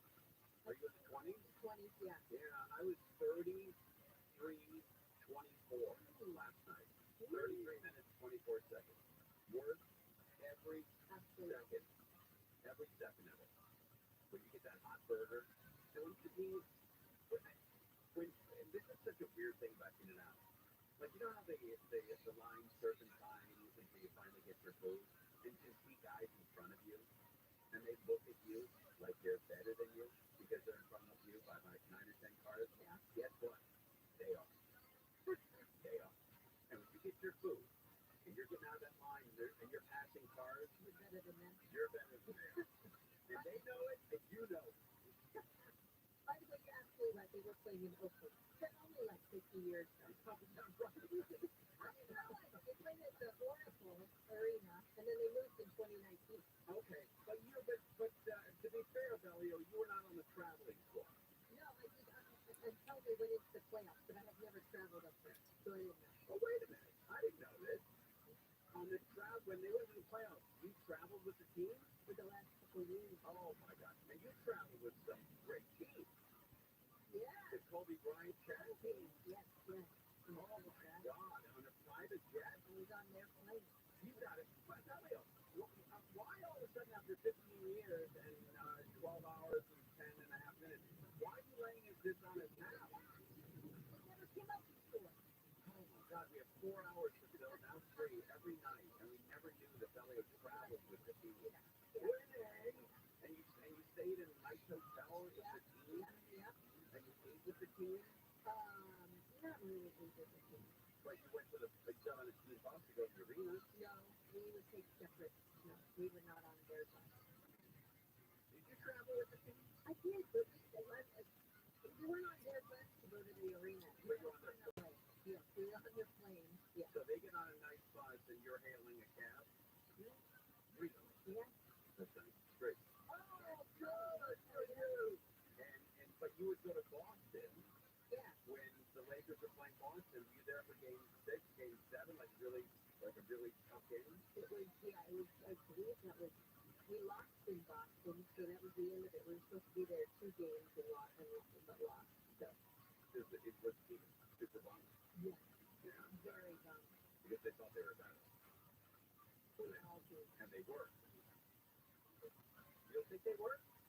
They would have won if they were. No, that's not true. That is no. You think the better team always wins in sports? Oh no, I know that's not the case. Right. Because it's the game and how you're playing that day, and sometimes with bad days. So before his unfortunate accident that we lost Kobe Bryant, if he ran into you at Denny's or I don't know, Walmart, didn't seem like a Walmart guy, but let's say he was at Bob's, like he was a big boy guy either. Wherever he went and he ran into you, do you think he would recognize you? Would he say hi, Belio? Yeah. Really? Yeah. That's really special, Belio. You should celebrate that. You should talk about that every day for the rest of your life. Just doesn't come up. But he knew who you were? Yeah. Wow. So when that happened to him, man, that must have been a really, really tough day for you. Yeah, that was obviously with all of the family and his daughter on the other side. Did you know the kids? Did you know them like as they were being born? Yeah, when they were really little. I mean, I thought Natalia when she was a baby and Gianna, but I didn't know the other one. Did you like, were you good with the kids and you wanted to be like, you know, like? I always said hi to them. They always sat, Vanessa always sat outside the locker room with the girls. Vanessa's the mom. Yeah. Kobe's wife. Yeah. And she was a good mom? Yeah, very good. That's really cool. That's really cool. Man, what a life you were living. No, really? I was very fortunate. And now you're here with Oscar figuring out the technicalities of this debate. Things have gone downhill. God almighty. They really have.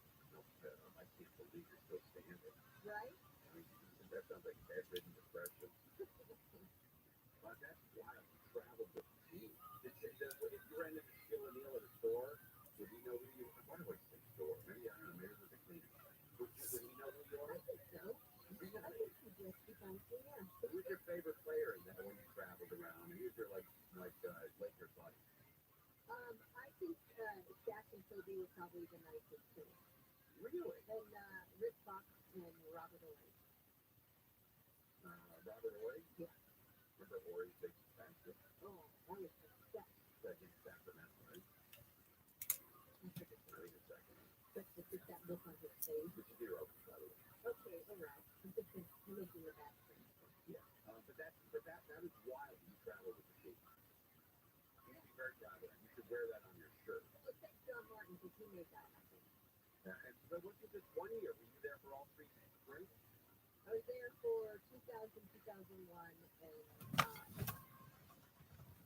it's not there for that third one. And how did you get fired? They found out? I didn't get fired. I don't know. No, unfortunately, we lost the rights to the Lakers. Oh, no. That's a big deal. That's a big deal for I see. But that's a big deal to you, right? Yeah, it was depressing. But I was actually hired over there to go over there. Oh, is that right? Yeah. We would have never met. Exactly. Oh, that's a bummer. That's I'm it. glad you didn't go. I really am. Yeah.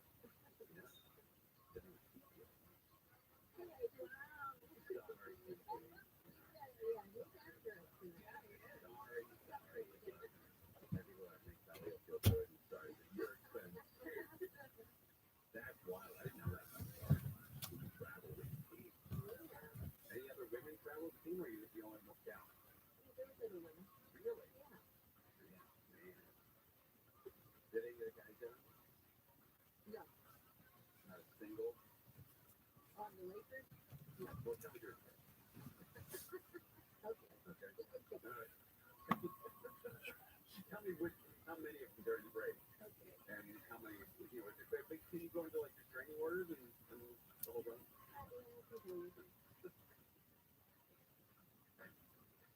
All right, and then I'll try to get the information out of Elliot and here's you after the, okay. But also sportscasters travel with you, right? Did Fred Rosen ever travel with you guys? No. No? No other, just you and Matt Money Smith?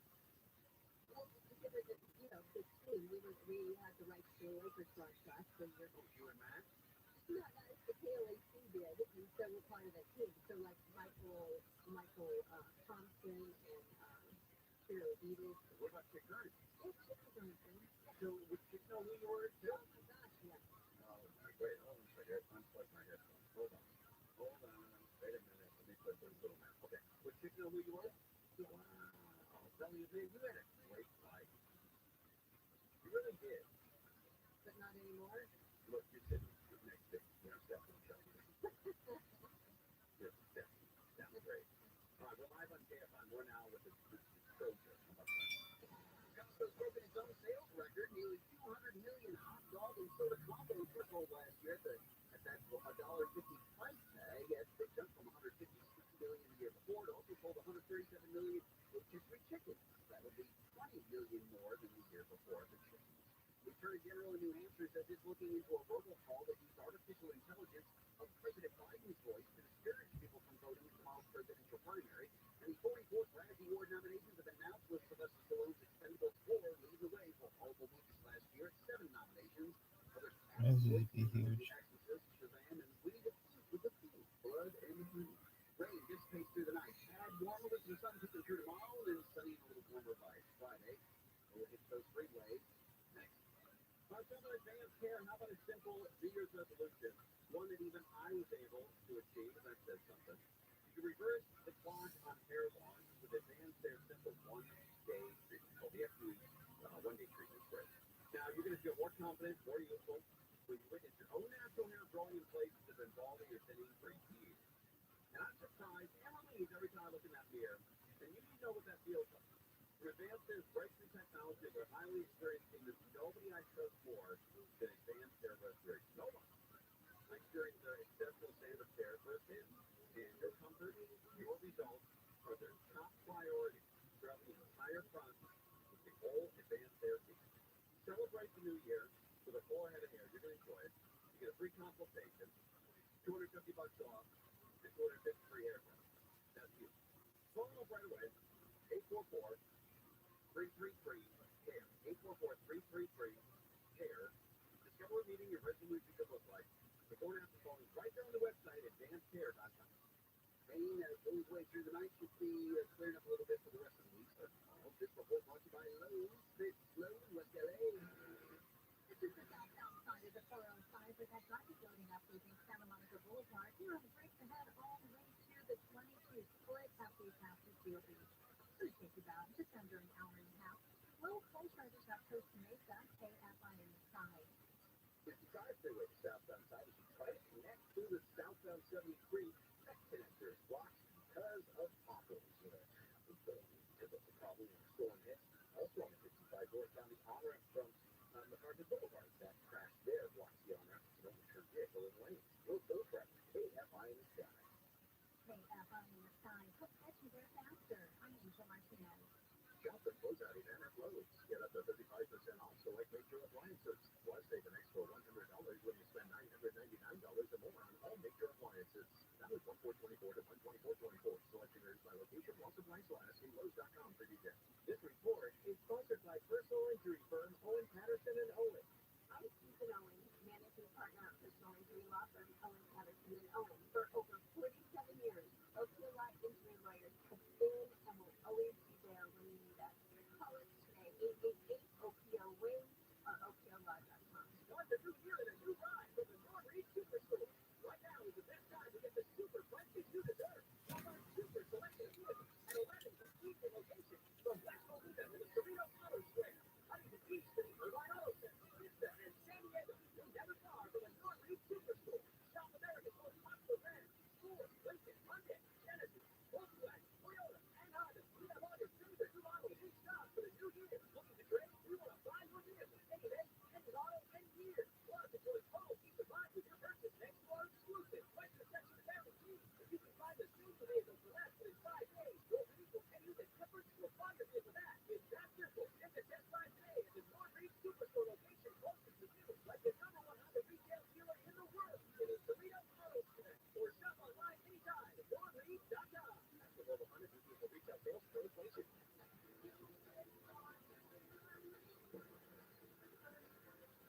Prescription for an online consultation with a healthcare provider will determine if appropriate prescription policy website for details and important safety information. Prescription required press varies based on product and prescription plan. Hey guys, did you know there's a generic form of Viagra that works just the same, but it's 95% cheaper, and you can get it online? Just go to hims.com/radio. Through Hims, you'll get a free medical consultation, discreet shipping if prescribed, a 100% online process, and trusted generic alternatives to the name brands at up to 95% off. That's right, get generic to Viagra, the same active ingredient as brand name Viagra, but for 95% less. It's the same medication, still prescribed by a licensed medical provider, but with zero copay, no expensive appointments, and no awkward face-to-face conversations. To start your free online visit, you need to go to this exclusive address, hims.com/radio.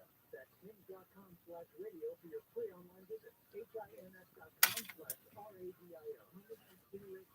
Good morning, Dina Martinez. Right after being diagnosed with metastatic breast cancer or MBC, which is breast cancer that expresses other parts of the body, and even more. I take Ibrance, Obocycline. Ibrance 125 milligram tablets with an aromatase inhibitor. It turns out with HR positive, HER2 negative MBC as the first hormonal-based therapy. Ask your doctor about Ibrance and visit Ibrance.com. Ibrance may cause low white blood cell counts that may lead to serious infections. Ibrance may cause severe inflammation of the lungs, both of which can lead to death. Tell your doctor right away if you have new or worsening symptoms, including trouble breathing, shortness of breath, cough, or chest pain. Before taking Ibrance, tell your doctor if you have fever, chills, or other signs of infection, liver or kidney problems, are or plans to become pregnant, or are breastfeeding. Common side effects include low red blood cell and low platelet count, infections, tiredness, nausea, or manic abnormalities in the blood test, diarrhea, hair thinning or loss, vomiting, rash, and loss of appetite. Hey, my name's Joe Shetty, and I'm the host of On Purpose, the #1 health podcast in the world. Join me this week as I chat with Michelle Obama, a woman of immense strength and grace. Tune in as we navigate through the chapters of our life, uncovering the moments that have contributed to her inspiring story. What keeps me up are the things that I know.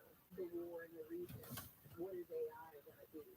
Listen to On Purpose with Joe Shetty on the iHeartRadio app or wherever you get your podcast.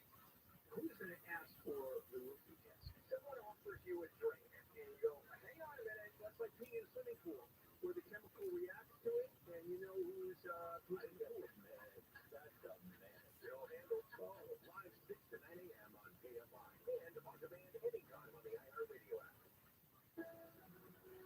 KFI, AM 640. You have $1,000 we can give away here. Time you can get. Now, your chance to win $1,000. Just enter this nationwide keyword on our website. Money. That's money. M-O-N-E-Y. Enter it now at KFIAM640.com/cash. There you go. Go to the website, KFIAM640.com/cash. And stick that keyword in there. It is money. M-O-N-E-Y. I look at the radar right now, and it looks like most of the rain has left the Los Angeles area, but it's on its way to Orange County, Anaheim. Anaheim's getting soaked right now, and they're going to continue to be soaked for another half hour or so. We also have a pretty big area near Palm Springs. It's snowing up in the mountains, up at the higher elevations, and then up in the Apple Valley area, this big cell up there as well. So we're keeping an eye on that. But it looks like this might be it, at least for Los Angeles, for a little while. There's still a little bit of rain coming down through Bakersfield that might hit Santa Clarita, but it doesn't look promising.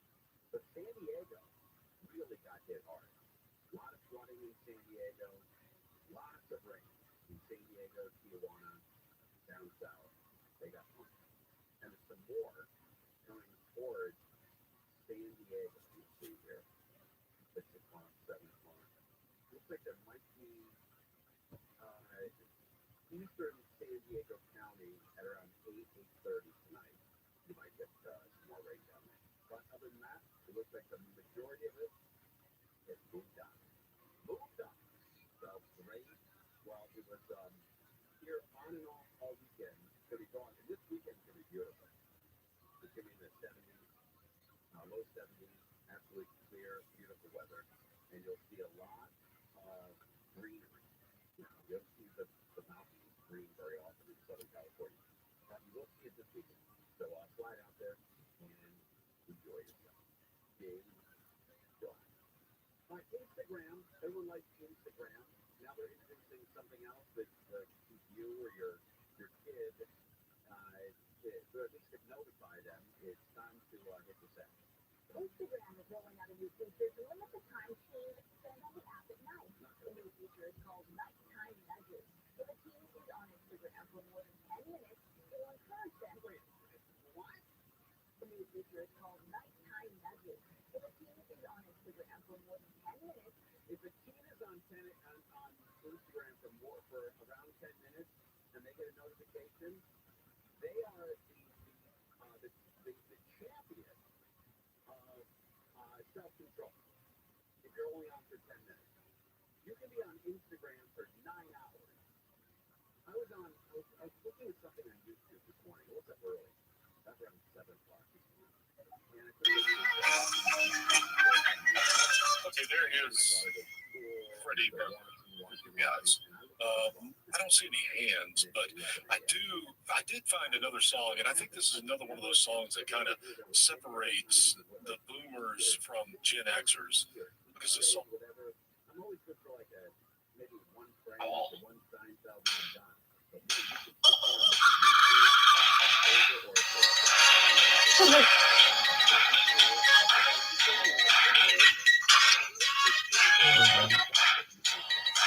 Anything, Oprah? No. You got that one?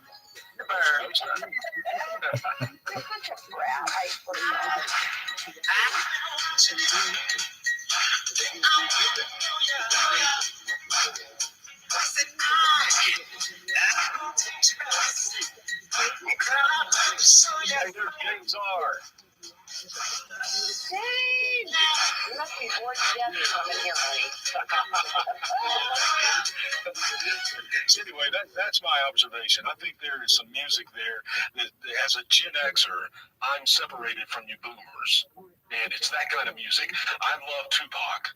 And when I play it, you have no idea who that guy is. No. Kamala Harris liked Tupac too. She was smoking a joint. Ew. How about the Jimmy Castor bunch, Troglodyte? That's in the same spirit as that song you just played. Oh my God, anything from the 60s and 70s, I'm down. I don't know what the hell y'all are talking about. You're what? What? You said you're down. I said you're what? Oh, stop it.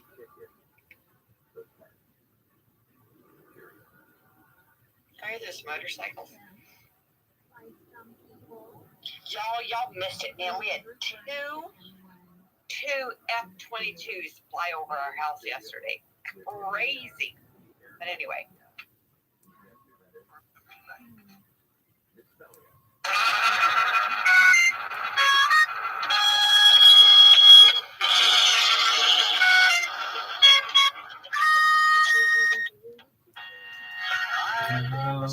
Had love before. I'm glad and close the door. I just like it's and tell you you're the one. I'm having so much fun. With me so kind. I'm about to lose my mind. You make me so very happy. I'm so glad you came into my life.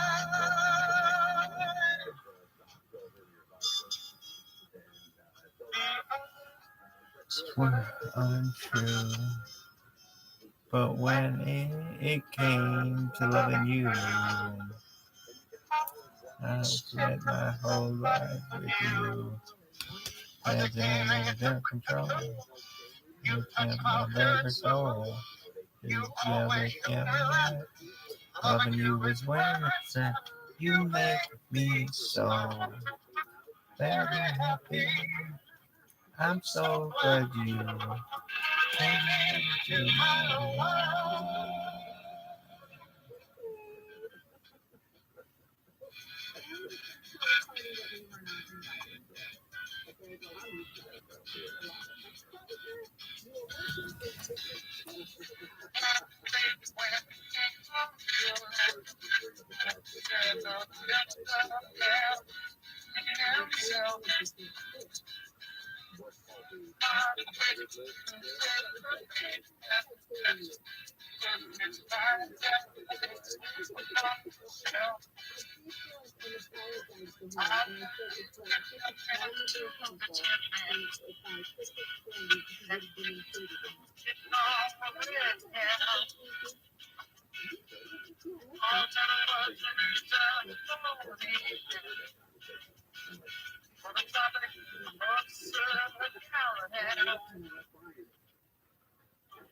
Go ahead, Arthur.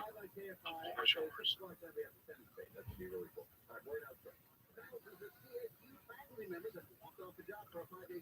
Sorry, I was looking at something else. I think y'all got any requests on IT hands up? What you got, honey? How about Smoke on the Water by just Google? Good one. I haven't heard that in a long time. Oh, you may sing it? Oh, thank you. No. Big brown. I can't sing it. Stop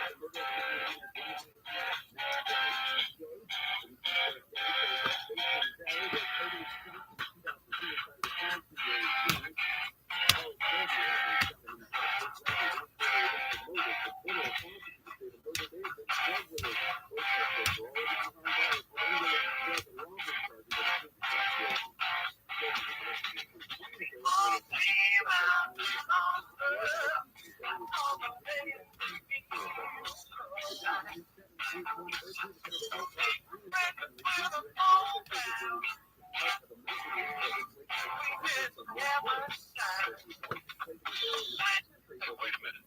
Rabbi Rothschild is in here. You're speaking to. Will you tell me why there are 800 of you following me right now? What's going on? Absolutely. No, I'm a real person. I stream my life online 24 hours a day for world peace. I don't want people to have war anymore. And so I've gone on a one-man mission to stop world war. That's admirable. But how many accounts do you have? There's no kidding. I mean, you followed me with, I'm not exaggerating, 100 different accounts. Oh, I know. You have the sweetest, most hilarious tweet. Thank you so much.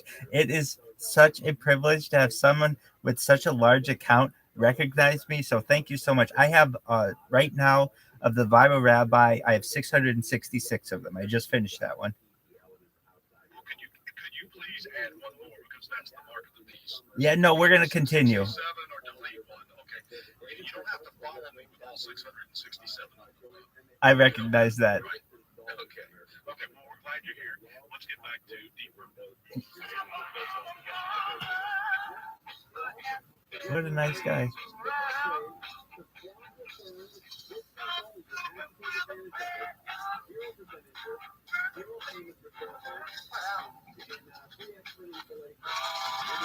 Look on the water, fire in the skies, smoke on the water.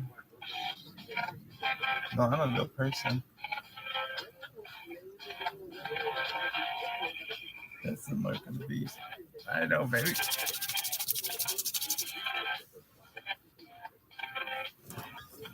Alvarez has his hand up. Go ahead, Alvarez. Celebrate my real good. Wow, that's a good one. That's a good song.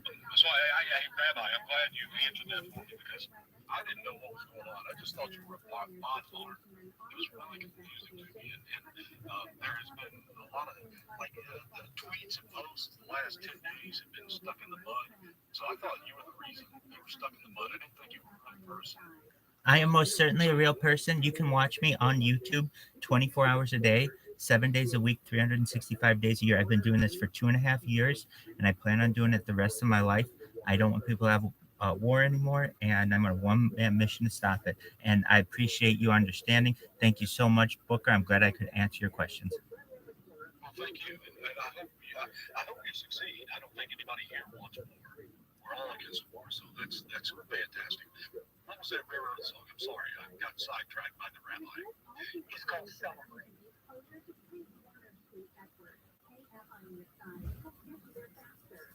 Are you an actual rabbi, or is that just like a handle? I am an actual rabbi. Oh, you are? Where are you from? Los Angeles. Oh, you are? I am. How big of a synagogue do you have out there? I'm not a congregational rabbi. I'm a member of 2 congregations. You're welcome. Absolutely. Let's rock. Let's rock, baby. Rabbi rocking y'all. I just want to celebrate another day of living. I just want to celebrate another day of life.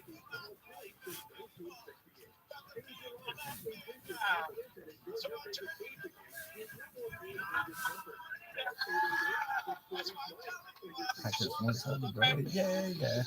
Another day of living. Just celebrate another day of life.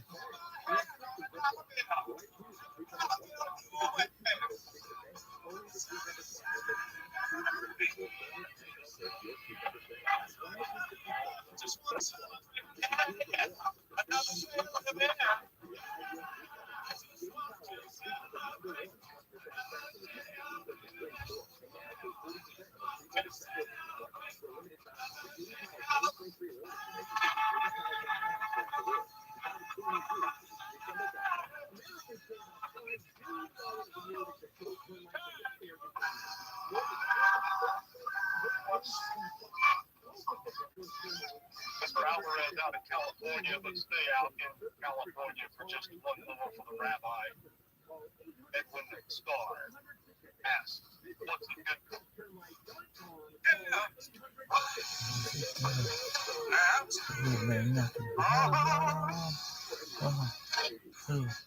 Yeah. What is it good for? Absolutely nothing. I'm thinking right now. Wow. No.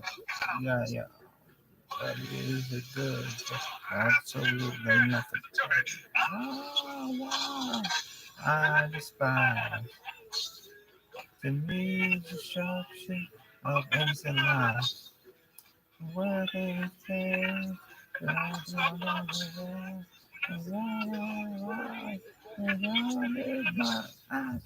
Wow. Who got y'all? Yo, there you go, Rabbi. That thumb is worn out with that heart. Let's see, where are we going? James has a mic. Ultra's got her hand up again, but that's no surprise. That's after every song her hand is up, even though it's her space. But go ahead. No, if somebody else has a request, go for it. That's beautiful. I think that's who I am. Probably close to the 50 bucks. You get a hotel room within 70 miles of the Kentucky Derby is $400 bucks. What's up, Bitcoin Kyle Chandler pimp? $69. But you can't say it's like there's a hotel in at Santa Anita, right off right where the back, right the first turn, and it's right off the east side of Santa Anita. It's the first hotel that's pretty neat. And just for Raiders Cup alone, not for the Kentucky Derby, not the Triple Crown, not Belmont, not the Preakness, just for Raiders Cup, those hotel rooms are going for $4,000 a night, $4,000 a night. That's a small Sophie hotel thing in Arcadia. So to go to the Kentucky Derby, you have to you'll probably spend $3,000 to $4,000 a person easily, and that's before you wait your own. That's before you make any dumb bets on it. Yeah, you're probably talking at least $5,000 or $6,000 to go to the Kentucky Derby and to go in style. You want to go too cheap, then don't go. If you're gonna go on a shoestring budget, then don't go. When you do stuff like that, once in a lifetime, you go to a Kentucky Derby or France or Australia, whatever. You want to live large for the week you go, or 2 weeks ago. You want to pay pennies. But that's the thing that don't go. 50 nights? Yeah. Well, then he's not staying within 40 miles of the Derby. How far is it? 60 miles. Okay, go. Okay, so yeah, 8 cents out of this hotel room. And did they just get one room for the whole thing? Oh, you got it. Okay. I got it. Talk to this guy. Is he around? Okay. Well, we got to take a break. We'll go back. I got to find out what's going on with this guy. He is, Chris, your hotel room is 60 miles from Churchill Downs. 60 miles. Yeah, Brownsville is an hour and a half, 2 hours. It's not an hour. It's 60 miles. Go 63 miles. Not very much. But it's 60 miles on Kentucky Derby Saturday is not an hour. Oh, yeah, okay. Yeah, it's 2 and a half. It's 3. Anyway, all right, so you never been to Kentucky Derby? No. Okay. It's great to go, but you have $700 tickets. You can sell them in a heartbeat because the one group, I get it. We had 20 to 5 and yelling, we got to take a break. Okay, we'll get back and talk about it. Kentucky Derby, first Saturday in May, and you're going. Right, okay, all right. I'll tell you why the headaches to run into, but it's also a weekend you'll never forget. So, there's triple that head, ding again. Okay, we're live on KFI, more now trip. Around 30,000 faculty and other employees began a 5-day strike over contract stuff against the Cal State University system on the first day of spring semester. The officials say classes are not canceled. 20 people have been rescued from a sheet of ice on Lake Erie. Coast Guard says they got a call about people stuck in a mile-long ice sheet in Ohio. Rescuers from Detroit also came to help. And Cameroon has become the first country to routinely give kids a new malaria vaccine. This is a milestone in the decades-long effort to curb the mosquito-spread disease. WHO says Africa accounted for 95% of malaria deaths in 2022. We'll take a look at the 118 freeway when we come back. All right, let's talk about Sweet Jack Burger. Oh, man. I love this law firm. They're really good at what they do. They've helped out a family member, and, man, they are complete. Over the last 20 years, the attorneys from Sweet James have helped enough accident victims. Listen to this. Listen. To fill up an entire sports arena. How about that? The role they play in to recover from an accident is second to none. A spine was hurt in an accident. Reckless drunk driver hit his vehicle, left with severe injury. And he couldn't get the insurance company to help at all. They offered him nothing. Nothing. Called CJ. They went to work, and they got him a settlement of $7 million. $7 million. Zero to $7 million. And it's all going to the Kentucky Derby. So they're caring. They win. It's the greatest law firm. You're still like a family member with really good knowledge. He's on your side. That's how they treat you as family over there. I know firsthand. They also had a family member, man, they go gangbusters. They work their tails off. Phone off right away. 809 million, 809 million, 809-000000, or scan 3Ks.com. Rain goes away tonight. Well, really warm, but the sun's going to start tomorrow. A little warm and sunny, specifically Friday into the weekend. Yeah. This report brought to you by Wendy from the Southern California Toyota Radio Traffic Center. Let's go places. This is Brad and Casper. This is on the 118 westbound before Rocky Key, and that's where the right lane is off limits. Traffic pretty far on the way from Topanga Canyon Boulevard. Now looks like it's also affecting travel on Topanga Canyon northbound from Casper Street to the 118. Moreno Valley with low cold driver, KF on the side. Looking pretty ugly here in Moreno Valley in the 60s. You get westbound just past Frederick Street. Crash there with the car pool in the left lane. Apparently someone spun out facing the wrong way there. Traffic stopped back from Paris Boulevard. Full cold traffic. KFI in the sky. Coming out from 101 southbound, you're slowing from the 405 to the 171-34 split. Delays in Hollywood, leaving Sunset Boulevard all the way to downtown LA. KF on the east side. Hope gets you there faster. I'm Angel Martinez. When you think Wendy's Biggie Bag, think your go-to meal deal. Because of rich lists at JDC or crispy chicken sandwich, plus short-piece nuts, junior fries, and a small soft drink, Biggie hits every time. So grab a Wendy's Biggie Bag today. U.S. President of Canada, first orders of the Biggie. This report is sponsored by Caltrans.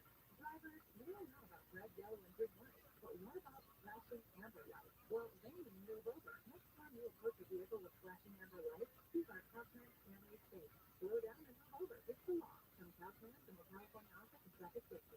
Most borrowers love home equity lines of credit for putting a couple $100,000 in the bank, but still preserving the ultra-low fixed rate of their first mortgage, which makes sense. But most banks love HELOCs because they can raise your rates as high as 24% by varying what they call the lifetime cap in their loan documents. Not as a loan exchange. Call 855-752-9944 or visit theloanexchange.com to get our home equity line that protects you instead of the bank. We make the start rate of our equity line equal the lifetime cap, so your rate can only go down, never up. The loan exchange guarantees the security in our loan documents. The first 5 years of the loan is interest only, which makes payments cheaper while you wait for the first rates to come back down to consolidate back into one loan. Call the loan exchange at 855-752-9944 or log on to theloanexchange.com today. Licensed by the California Department of Financial Protection and Innovation under the California Finance Law, NMLS 1637539. If you're hiring, it can feel like you're trying to find a needle in a haystack. You can hope the right person comes along, or you can just use ZipRecruiter. And now you can try it for free at ZipRecruiter.com/radio. In fact, ZipRecruiter has helped a lot of business owners find their needle in a haystack, like Marco, president of operations at Kelly Tires and Auto Centers. Because Kelly Tires has grown a lot in the last few years, Marco needed to hire everyone from a receptionist to a store manager to a head mechanic. ZipRecruiter helps me find all the right people, even on difficult jobs. ZipRecruiter helps me keep my business running. Take it from Marco and millions of other businesses who've used ZipRecruiter. ZipRecruiter can help you find the needle in the haystack. See why 4 out of 5 employers who post a job on ZipRecruiter get a quality candidate within the first day. And right now, you can try ZipRecruiter for free. That's right, free at ZipRecruiter.com/radio. That's ZipRecruiter.com/RADIO. ZipRecruiter.com/radio. ZipRecruiter, the smartest way to hire. Ooh, you're good. My throat hurts so bad. There's no way I can sleep tonight. Hey, Trini, this Staplefield drops. Yeah, this Staplefield drop has naturally straight menthol with a rush of thick vapors. Ooh, I can already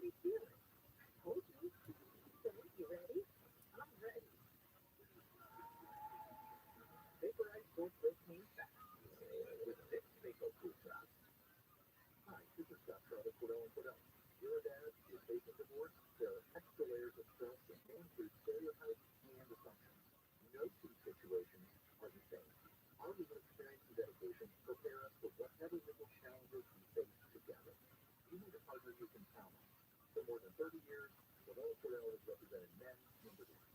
1455 Tracy Road, Suite 1050, San Diego, California, 92108. Online at CordellCordell.com.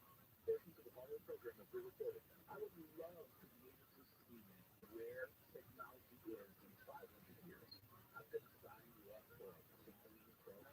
A clone is not me. It's not my soul. 500 years from now, when I'm having this conversation with you, well, Kelly, wow, how the word live 7 to 10 p.m. on KFI and on demand anytime on the iHeartRadio app.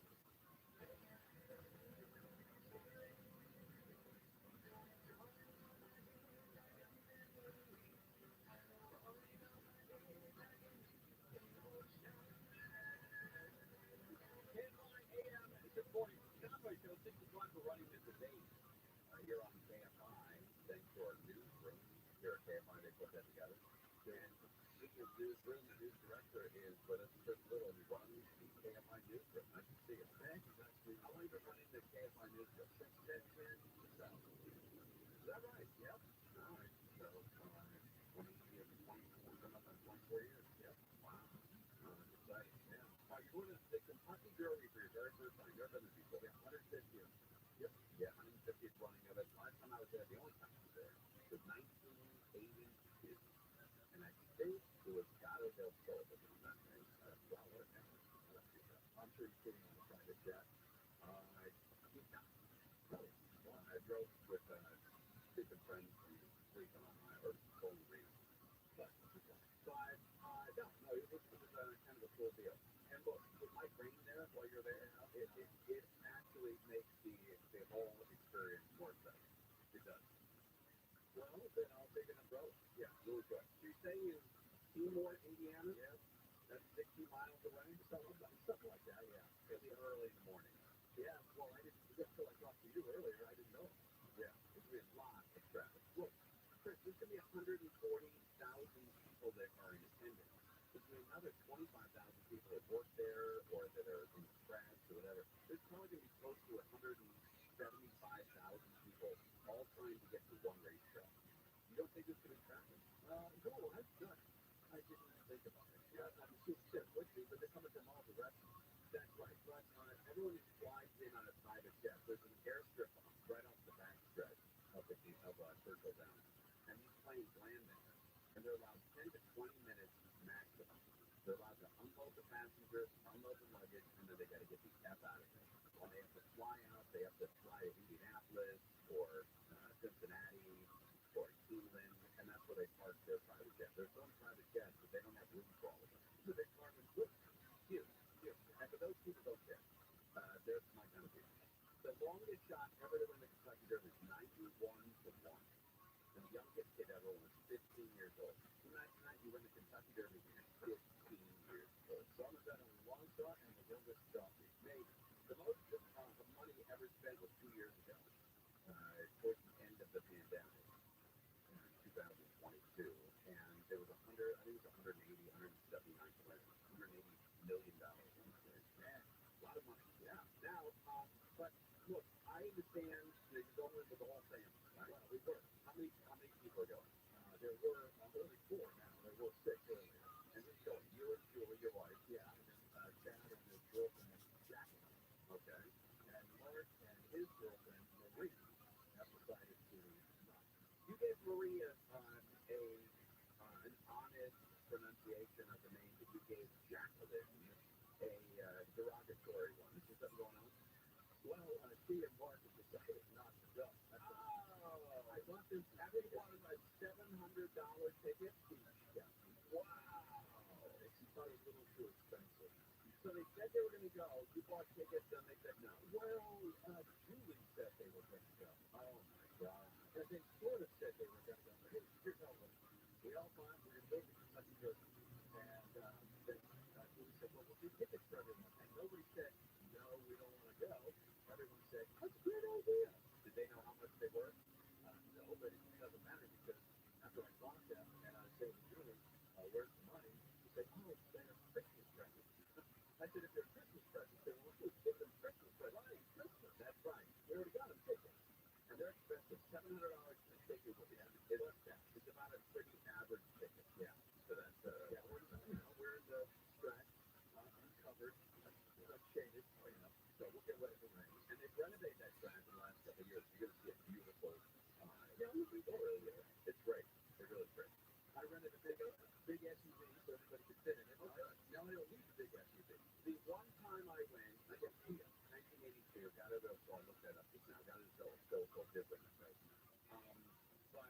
I didn't have the money that you had.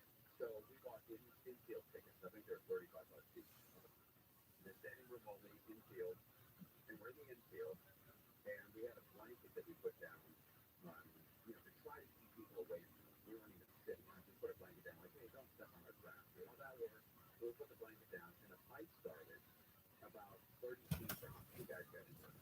They did not see that, by the way. That act is going to be, you'll see about 9 of those. I love that infield crowd. So the fight, it was rolling around, punching, kicking, and it rolled right over our blanket and continued. And I looked down on our blanket, and I said, hey, Tommy. And there was a clump of hair and scalp that the guy had ripped off the other guy's head on our blanket. His brother didn't feel it because he probably dried by his head doing that stuff. So that's a great once-in-a-lifetime thing. So good, yeah, I'm looking forward to it. And you'll always remember it. It's probably just like the Indianapolis 500. We have a bunch of people who like to party and that's right. Stacked up beer cans, you saw it. Yeah, but bring cash. Don't rely on credit cards working. Don't rely on ATMs being filled. You've got to bring cash. Okay? Yeah. And everything. But you need cash also to tip people out to get to nice areas. Okay. Yeah. Cash is key at that trip. Bring a couple hundred just to grease the phone. Okay, so I'm going to grease the phone to get into what? Into certain areas to get buy drinks better. Because the line, Chris, just the line to buy a drink will be 35 deep. Oh man, it's crazy. It's 150,000 people at one racetrack. So if I grease the phone to get the status, here's my tip. Go to the race. We got to take a break. Okay. You're listening to KFI and Coast HD2 Los Angeles. Orange County, live everywhere on the iHeartRadio app. Ding dong. The debate's coming up next on KFI, and we're supposed to talk up to what comes on, or hit this. Keep going. All right, so you're going to have 150,000 people there at the racetrack. It's the first Saturday of May, and people in this country who have not been affected by this economy or inflation are wealthy people. Yeah, that's almost exclusively what you're going to run into at the Kentucky Derby. Except for us, wealthy people with money. Yeah. And people with money, here's a good tip for you, Kentucky Derby. Works in the Derby. You go to the bartender and you say, we have, 2 beers, $30, whatever it is. Give him $100 and say, keep the change. Okay? Now, you think that's a lot of money? It is. But every time you and Julie go back to the bar, he's going to look and recognize you and go, hey, Chris, come on up. And you'll go right in front of everybody else, and you don't have to tip him anymore. You tipped him, and he'll give you drinks before anybody else. No, I don't do that. Big tip, $30 or $40 tip on the first drink, and then you're going. Yeah, $10 when people did that to me. Yep. Yeah, we always took care of it. It's the way to go. All right, so we're going to come up on this debate. The debate is going to be great. It's going to be an hour and a half without interruption, Chris. Yeah, Mo Kelly's there. Yeah, Mo Kelly's there, and Mo Kelly's going to be doing his show from there as well. Yeah. So starting at 7 o'clock, the debate will go to 7:30. I'm sorry, 8:30. I'm sorry, no, it starts at 6, it'll go to 7:30. Right. From 6 to 7:30 is the debate. And then Mo Kelly will be on from 7:30 until 10. Robbie Bertolucci's on there. Is that right? Yeah. Wow. How about that? It's a big part. It's a big debate. Big talk.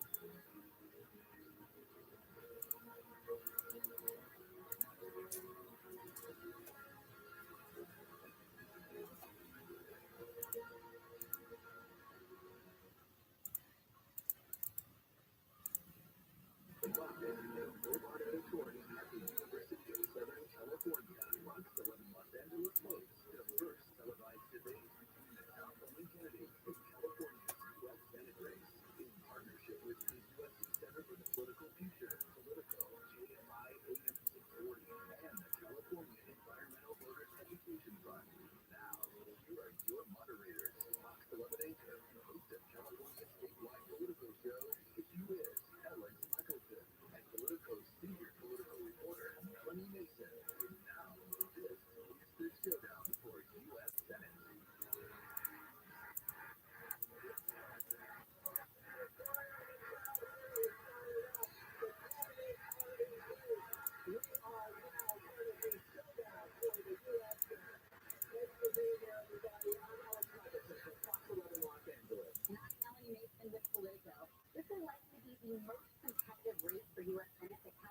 has seen in decades. Because of that, we're online in a lot of places right now. We're on TV, on Fox 11 Los Angeles, and stations that carry our weekly political show, The Issue Is. We're on the radio, on KFI, AM 640, and other iHeart radio stations across the state. And we're streaming live on Politico.com and FoxLA.com and social media sites. Speaking of social media, we encourage you to use the hashtag Senate Showdown in your post tonight. Just say nice things about us. So, how will this work? For the next 90 minutes, we will be together, commercial-free. Melanie and I will take turns asking questions of all the candidates with some help from our friends at KFI and USC. The candidates will have a maximum of 1 minute to answer the questions, so feel free to go shorter. There are 30-second rebuttals possible at our discretion if the candidate's name is in vain. We determined who qualifies for the stage based on our recent Politico Morning Consult poll. And we've asked the audience to refrain from applause throughout the debate, except for this moment. Are you ready to meet the candidates? The Democratic Congressmember from Oakland, Barbara Lee. The Democratic Congressmember from Murray, Thomas Stepp. The Democratic Congressmember from Ojai, Katie Porter. And retired Dodger and Padre legend, the Papa, the Republican, Steve Garvey. Ladies and gentlemen, your candidates. Thanks so much. All right, so let's begin now. We picked who would go first by picking who's out of the hat. Congresswoman Porter, you either won or lost, depending on your perspective. Let's start with you. You're here with 3 Democrats who, in the House, you vote together about 90% of the time. So I think a lot of voters are trying to figure out what's the difference between you. So if California voters get you in the Senate, what's the big difference that they get compared to your 2 opponents here? Well, good evening, California. I'm really excited to be having a spirited debate with you about our state's future. Before I was elected to Congress 5 years ago, I was a consumer protection advocate. I took on greedy corporations and Washington officials asleep at the wheel. And what I saw then is what we all know now, which is that Washington is broken. Lobbyists and big corporations spend billions to make sure that their agenda is at the top of Washington, D.C.'s agenda. Special interests have too much power. And we, as Californians, we don't have enough. Let's shake up the Senate. Let's change how Washington works. I'm calling for an end to earmarks, outlawing corporate tax donations and lobbyist donations, and a ban on Congress members trading stuff. We need a leader who puts our interests first, to build housing, to fight climate change, to lower costs, not someone who caters to special interests. All right, Congressmember Lee, now to you. Now, the question is, what's the difference between the 3 of you? Thank you very much. Good evening. I want to thank our host for this debate tonight and thank all of you for being here. No one's answering the questions. Take a moment also to acknowledge and thank my good friend Congresswoman Waters, who is here tonight from Los Angeles, who has done so much to help push this progressive agenda forward. I wanted to say a couple things about myself and who I am. I have been a consistent progressive who gets the job done, who has delivered for my constituents and will deliver for California. I believe in earmarks. I believe in not being derelict in my duty. California is one of the states that sends money to Washington, D.C. We don't get our money back here at all. And so I believe in targeting and sending money to nonprofits and to organizations that deserve their federal dollars for homeless shelters, for LGBTQ plus health clinics, for education, for housing, for climate initiatives, everything that our community needs. So I am not going to stand here and say I don't believe in earmarks. I do. I believe that I need to. They're not even like listening to the question. Got it. We will do more on earmarks a little bit later. Congressman Schiff, to you, the biggest difference between you guys up on stage. California needs a senator who can lead in the big fights. Somebody just be like, I don't know. I say potato. I say potato. Look at these short curls, bro. You? I got somebody here that's like look like Bob Ross. I led his impeachment when he incited an insurrection against our country. I serve on the January 6th committee to hold him accountable. We need a senator of California who's ready to lead in the big state.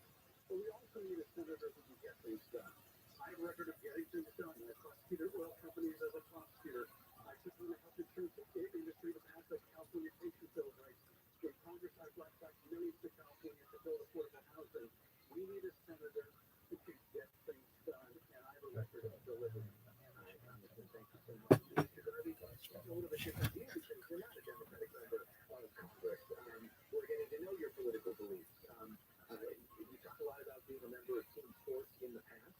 Of course, the Senate is sort of set up like a team sport. There's the Republican caucus and the Democratic caucus. You want to join the Republican caucus. And I'm wondering if there's anything that the Republican caucus, who usually votes together, has done recently that you disagree with. And if so, be specific. So let me establish myself first. I think many of you know me. Over 50 years ago, I came to California. The Dodgers brought me up for the day my dreams came true. I put on a uniform. It was also the first day that I came to California. And as I took that cabin from LAX, I saw a vibrant state. A state that was different than my home state of Florida. And that was the beginning of a career. The beginning of being your neighbor, being in California, taking a lot of pride going around the world and representing this great state. But early on, I thought this was the heartbeat of America. California, with its vibrancy, led this country.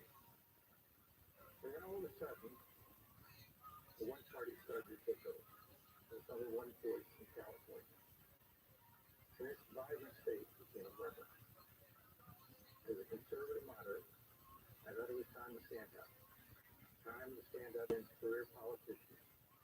Time to step up against those who have created policies that were out of time. Putting this state, but just really the question was, is there anything you disagree with your party on in the Senate? Is there?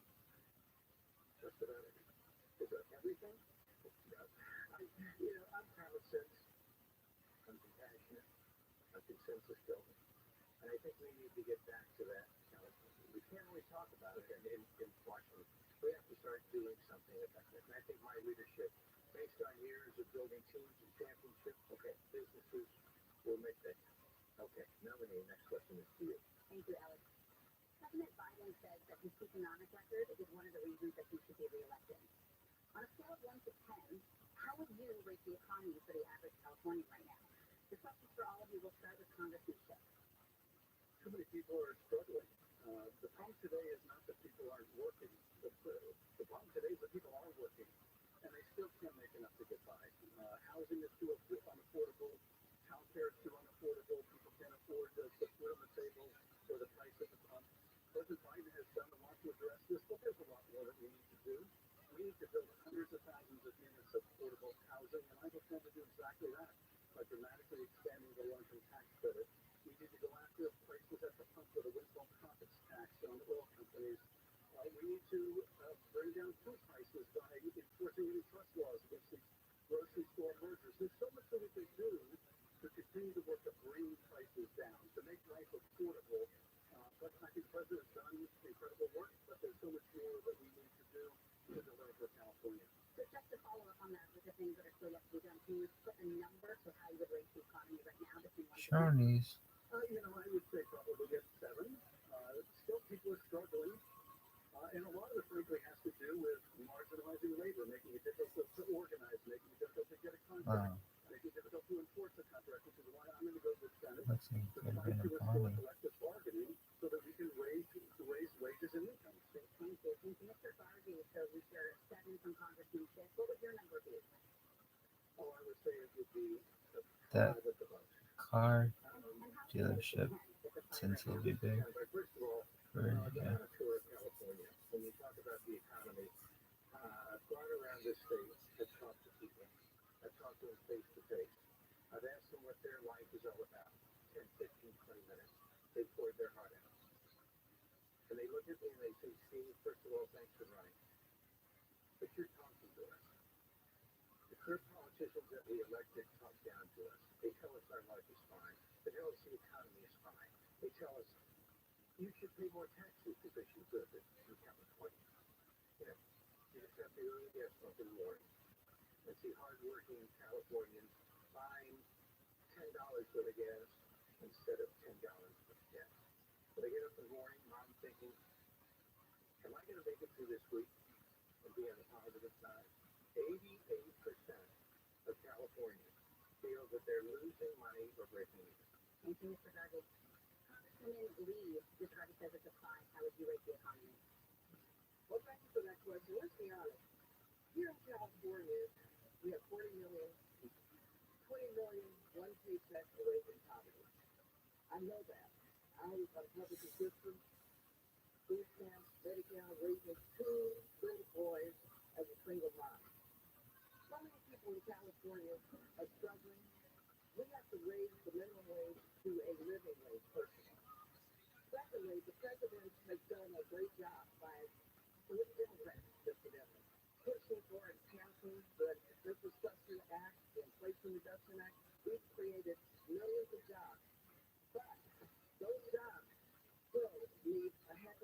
more involved in making sure those resources get to our community. And so the tough child care, not affordable. When you look at the fact that in the Bay Area, for example, $117,000 is just barely getting by for a family of four. That's $117,000. Who can make that off of a minimum wage here in California? So we've got to reduce the price. A number from 1 to 10? 6. Okay.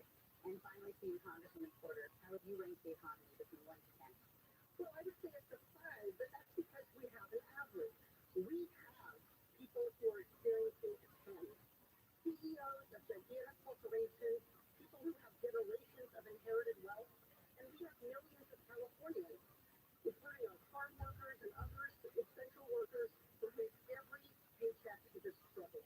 So I only get to a 5 by average, and I think that's really important because we have to address income inequality and wealth inequality in this country. And to do that, we have to elect our next senator who will be someone who will stand up to corporate power. And that is exactly what I've done. I am the only elected official on this stage who has never taken corporate tax money, ever. Not a dime, not ever.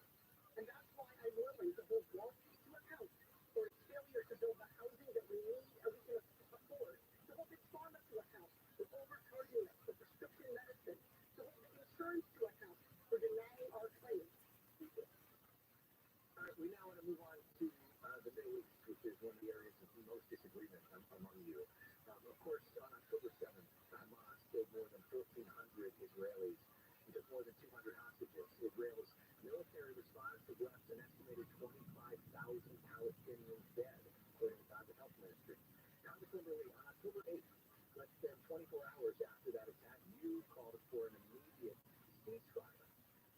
If that happens now, if there is an immediate ceasefire, what's to stop Hamas from retaking control and launching another on October 7th? Thank you very much for that question. Yes, I called for a ceasefire, a permanent ceasefire. Israel deserves to live in peace with security, free from Hamas and all terrorist attacks. And I'm going to continue to condemn the horrific attacks of October 7th and work to make sure that whatever I can do to ensure that the administration, as it continues this war in Gaza, that is still now at 25,000 people, that is counterproductive to Israel's security. The only way Israel is going to be secure is through a permanent ceasefire. The only way that is going to happen is with a political and diplomatic solution. The path to peace and to a secure Israel and a secure state for the Palestinians is, yes, I do believe we have to see the end game, and it should be a two-state solution. Killing 25,000 civilians is catastrophic, but it will never lead to peace for the Israelis nor the Palestinians. Congressman Schiff, you have not called for a ceasefire. Why do you think that Congresswoman Lee is wrong? Well, first of all, I go back to October 7th, to the brutal murder of 1,200 people. And not just murder, but rape and torture.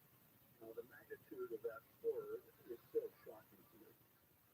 No country, after having been attacked by terrorists like Israel was on October 7th, no country could refuse to defend itself. It has a duty to defend itself, and I think the United States should support Israel in defending itself.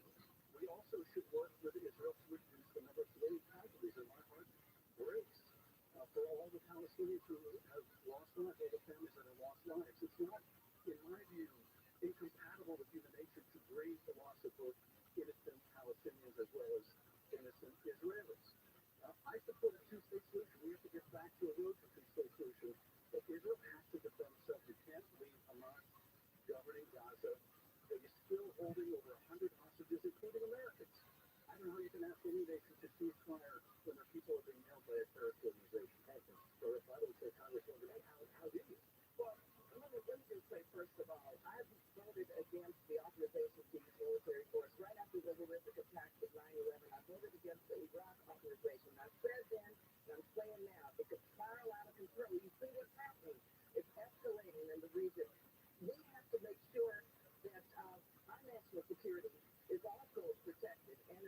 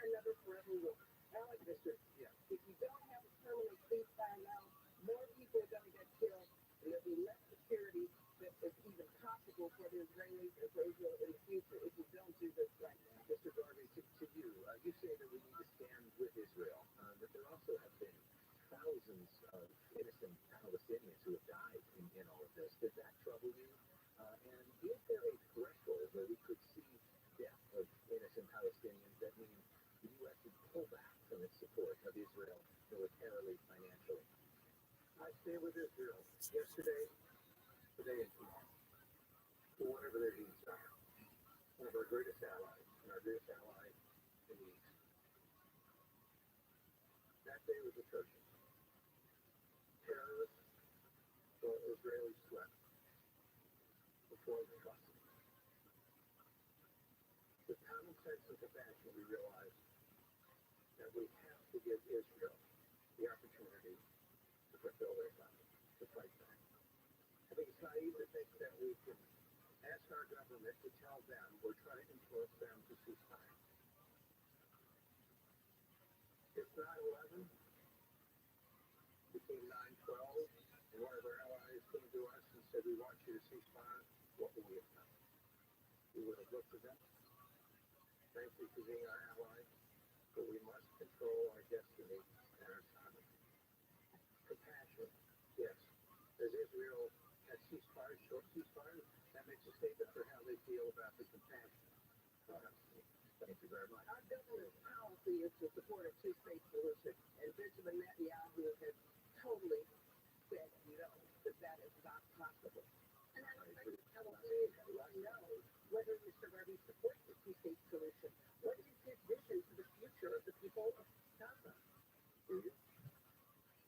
I feel it's also naive to think that a two-state solution can happen even in our generation.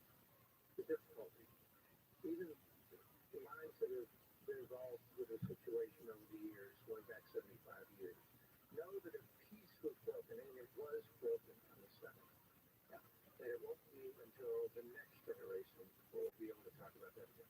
Well, those who believe in a two-state solution don't believe in peace and security for Israel nor the Palestine. Okay, we obviously have some different views on that, but we want to get to some other topics as well, and one that I think affects so many Californians is the issue of housing affordability.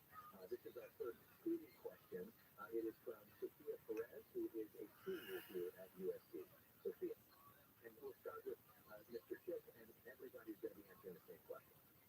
Good evening. Our state is currently facing an unprecedented housing shortage. Students like myself are finding it harder and harder to find housing after graduation, and some are simply moving out of the state altogether. How will you ensure that the next generation can actually afford to live in California? Congressman Schiff. When I was a kid, my father was a travel salesman in the clothing business. He made $18,000 a year, and on the strength of that single income, my parents bought our first home for $18,000. That's impossible today. I want to student, I want all students, I want all families to have access to affordable housing, and we can do this, but we're going to have to build hundreds of thousands of units of affordable housing in California alone. We need to vastly increase the affordable, the low-income tax credit to incentivize the development of affordable housing. We need a much more substantial direct federal investment in housing. We have to help renters with Section 8 vouchers for all who need them. We need a renter's tax credit to help renters stay housed and help them afford to pay the rent. And we need to make sure that our students aren't living under crushing student debt, which has to compete with their ability to pay their rent. We can do this, but we also have to make sure that you can build housing and build it quickly in California. We're never going to solve this problem. It takes 4 years to build affordable housing. I brought back millions for affordable housing in California, and in the U.S. Senate, I will bring back billions to California to build housing. Thank you, Mr. Schiff. Mr. Garvey, this question to you. How does Sophia afford to live in California? Well, the greatest sympathy a parent can have is that when their children become of age, start to begin building their family, can they afford housing? And I talk to young couples now, 25, 30, 35, 40, that can't afford it. Get back to the economy. Let's get back to the foundation, the free market economy. Capitalization in which we start to encourage this by, let's stop that inflation, rising inflation. Let's get to the point where we cut the excessive spending in Washington. And let's get to the point where we start to open up the pipes of gas and oil and start to cut our energy costs. This will stimulate the economy. Let's get back to, Wall Street and Main Street are completely different. California has lost 800 to 1 million people who are good-paying, middle-class people because they can't start new businesses, small businesses. Well, let's get back to the vibrant economy. Let's get people competing again, especially the building industry. Thank you, Mr. Garvey. Congressman Reporter, yours.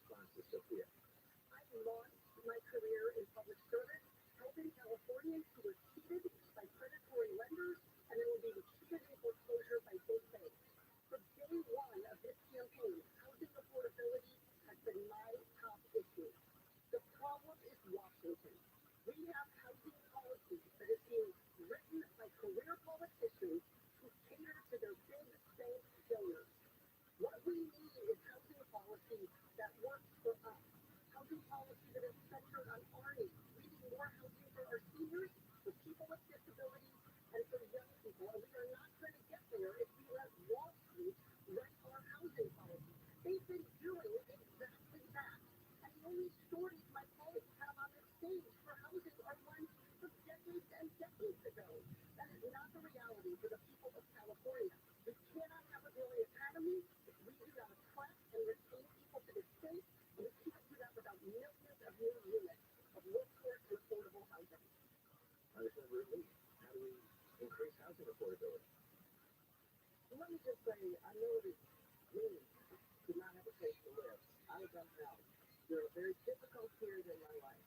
And yes, I believe that housing is a basic human right, and I have co-sponsored, originally co-sponsored legislation calling for housing as a basic human right. I don't know if my opponents have, I don't believe they have, but that's the framework in which I view housing. And as far as students go, yes, I was a student also, and it's a shame and disgrace students are living in their cars. First, we have to make college tuition free. That's one thing we need to do here in California. Secondly, with regard to our young people, we have to make sure that in our housing policy, we address the range of housing. And I'm very proud to support Congresswoman Maxine Waters' bill to end the housing homeless act, which in the Senate I'm going to champion and make sure we pass. Also, the Housing Crisis Respond Act, I want to champion that and intend to in the Senate, as well as the Down Payment Toward Equity Act. And I will tell you, students can't even dream of owning a home here in California. That's how you transfer wealth. They can't even think about that. So yes, we have to make housing available for young people. Okay. We're going to now move on to another issue that so many people care about, healthcare. Thanks, Alex. This first question is to Congressman Porter. You support Medicare for All, which would eliminate private insurance and replace it with a government-run healthcare system. How do you pass this, and how do you pay for it? Medicare for All delivers the highest quality care at the lowest price point with the most patient choice. That's what we should want in a healthcare system. Choices, quality outcomes, at a price point that we can afford. So I've been proud to champion Medicare for All. So big insurance companies spend about $17 out of every 100 that we give them for insurance on administration, on claims processors, on denying a care. Medicare, it spends just $2. So I think we need to pass a healthcare system that gives us the best quality care with the most choice at the lowest price point. And there can be no debate on the fact that is Medicare for All. Thank you. Mr. Rabbi, we haven't heard much from you on healthcare. I'm curious, what do you think of Medicare for All? Well, let's get back to competition among companies. I think this state, this country is never stronger than we have competition. And I think when we see Medicare for All, we're trying to figure out if Medicare for those that deserve it, who could be able to afford that in the near future. So Medicare for All will be a strain on our economy. I don't blame government getting involved. I think it goes back to competitive balance. So to that point, Mr. Rabbi, do you believe that Obamacare should be repealed, and if so, what would you replace it with? You know, as I talked to people, it's interesting. There was this big wave of people saying that, we have to get rid of Obamacare.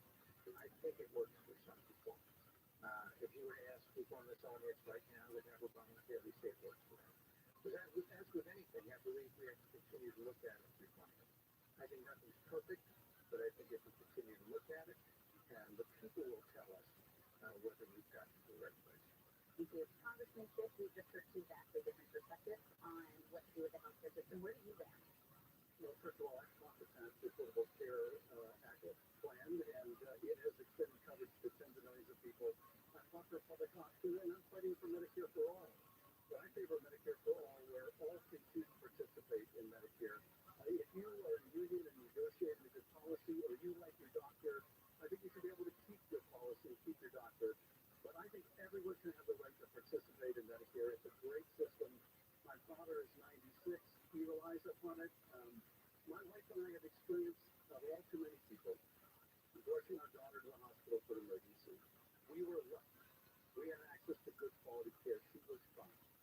It kills me that there are so many thousands and thousands of Californians that can't say the same, that don't have access to good health care for their kids and their families. I think a Medicare for All plan would work.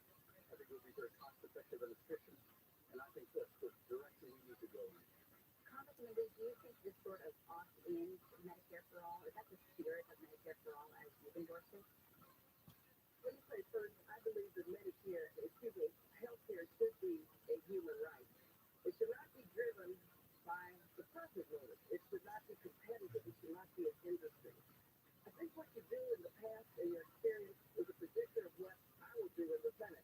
When I was in the California legislature, I led on the very first bill to look at how we would establish a single payer, which would afford affordable, accessible health care for everyone in California.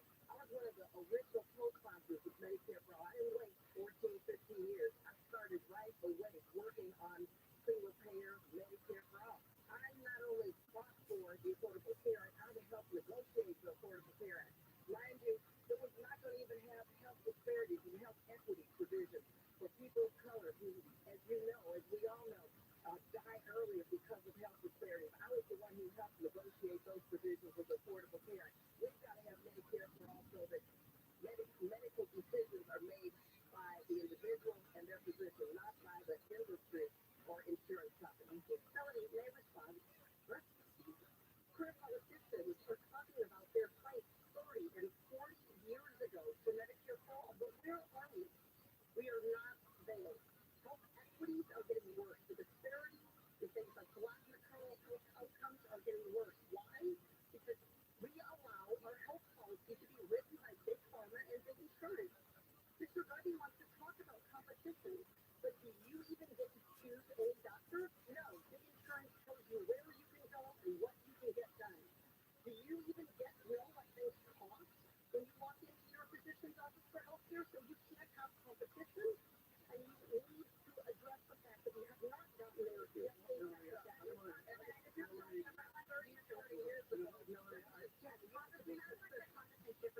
You say that you're somebody who delivers results, but we heard from Congressman Porter, she's saying the results have not been delivered. So let's have 30 seconds. I wrote California Station Bill of Rights.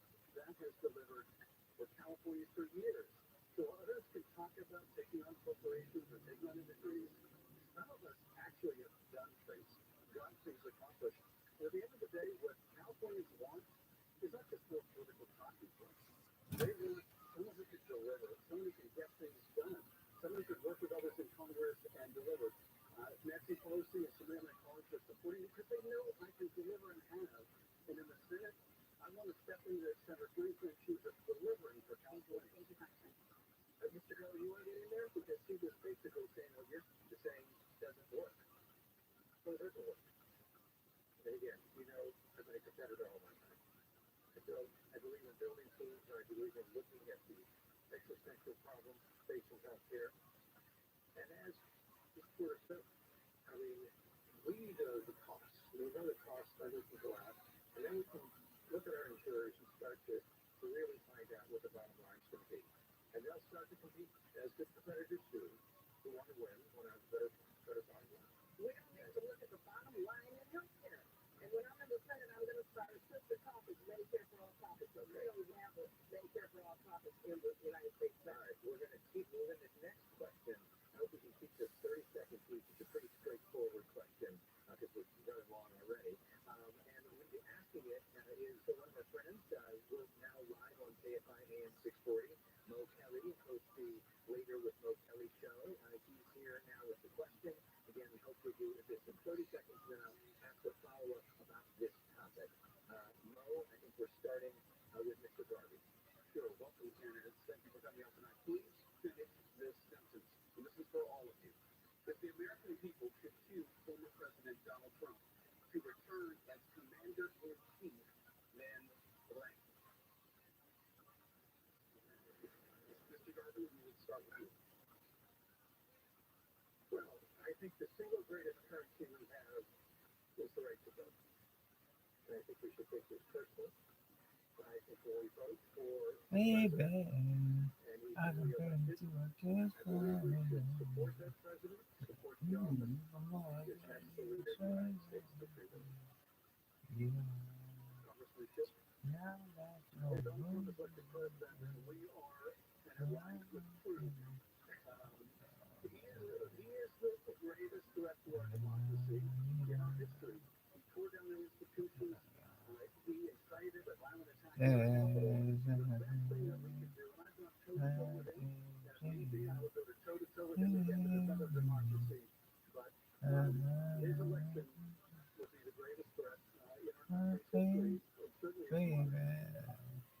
Please check out True Trend Bot, TRUTREND.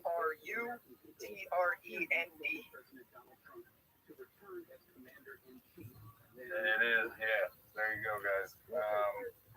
You can also go to Astronaut Lounge, check and you can find a link there for True Trend Bot.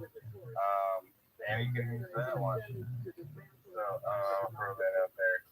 Yes, I did just show my referral link. That's the way. I am very shameless. I give no shit. I don't see any shame in it at all, to be honest. I mean, that's the purpose of why we did it. You know, other people scale through first mover advantage. Obviously, for us, we have competition. Well, how do you surpass the competition?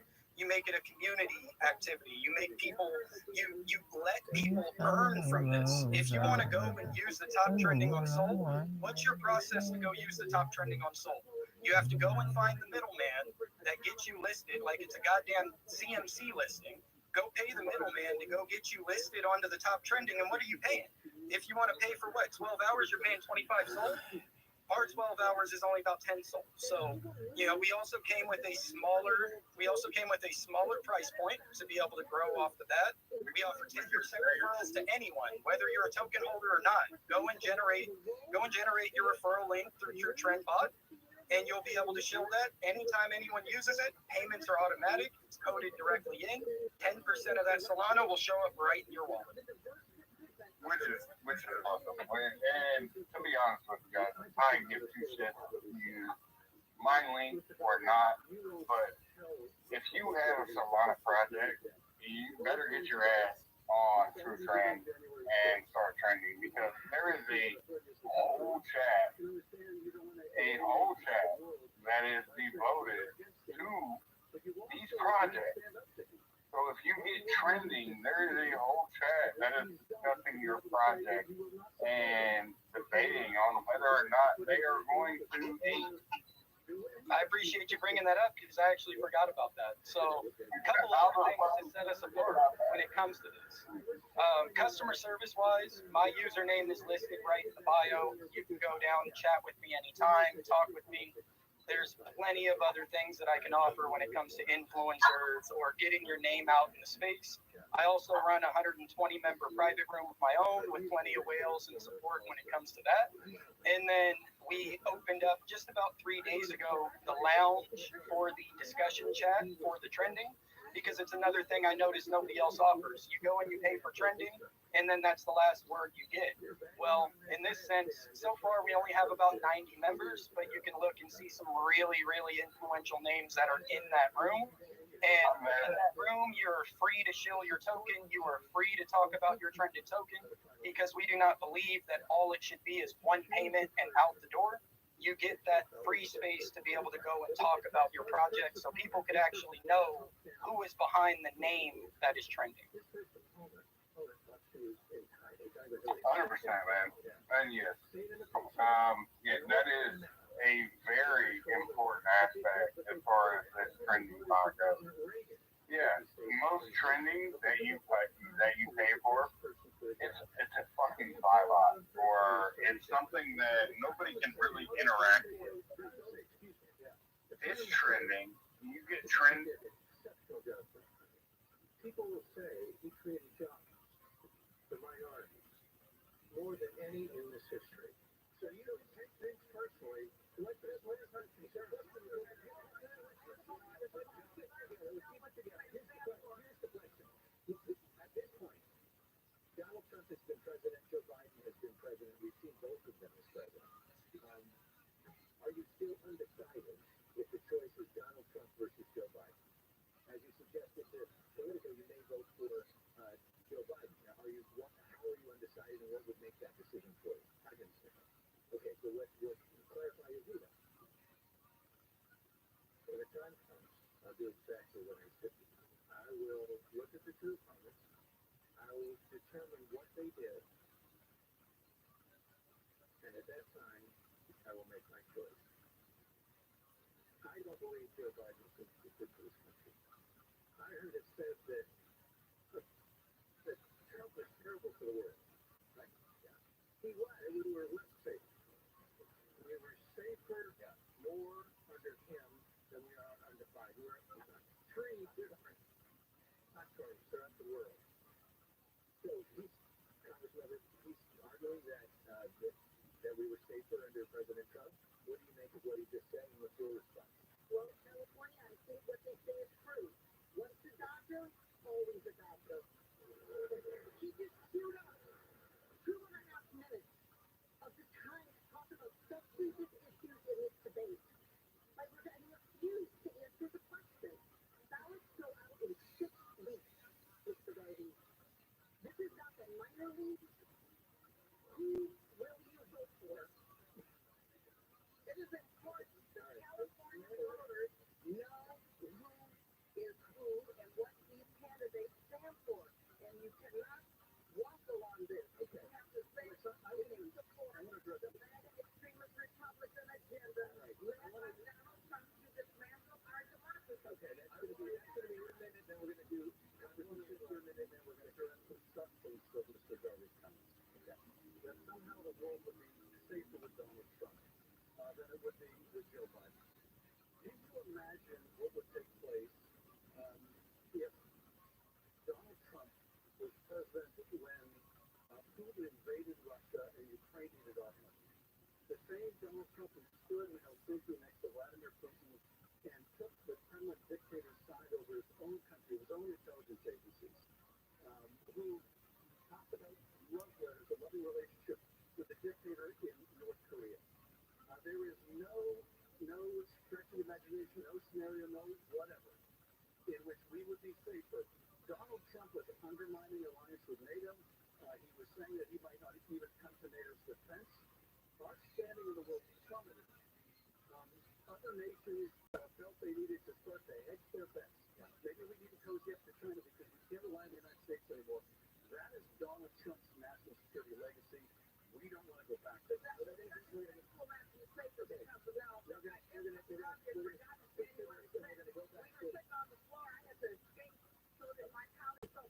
The United States will not be any safer, let alone the rest of the world. Let's wrap this up. I'm going to give you one last chance to respond in 30 seconds because they all just attacked you. And there are tens of millions of people that support Donald Trump. Also, with California Republicans, he supported like 2/3. I mean, there are a lot of people in this country that love Donald Trump and think he was a great president.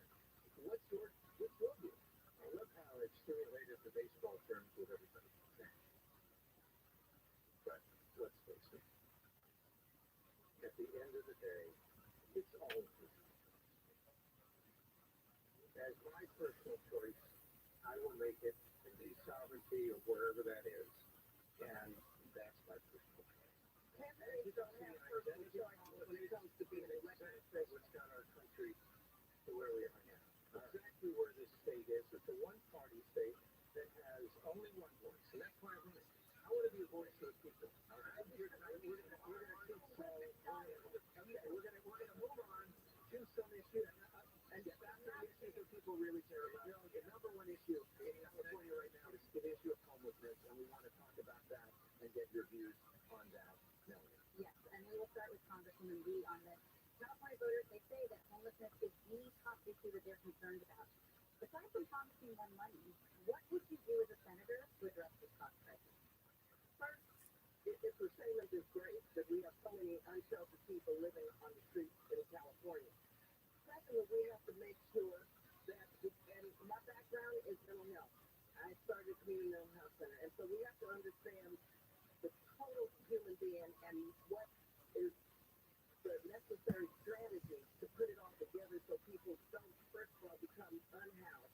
And I think, again, going back to Congresswoman Maxine Waters' bills, I intend to champion these bills in the United States Senate, especially the Homeless Act, because it's so important that we prevent evictions. I think we should have a national eviction policy. I'm going to fight to have that national eviction policy.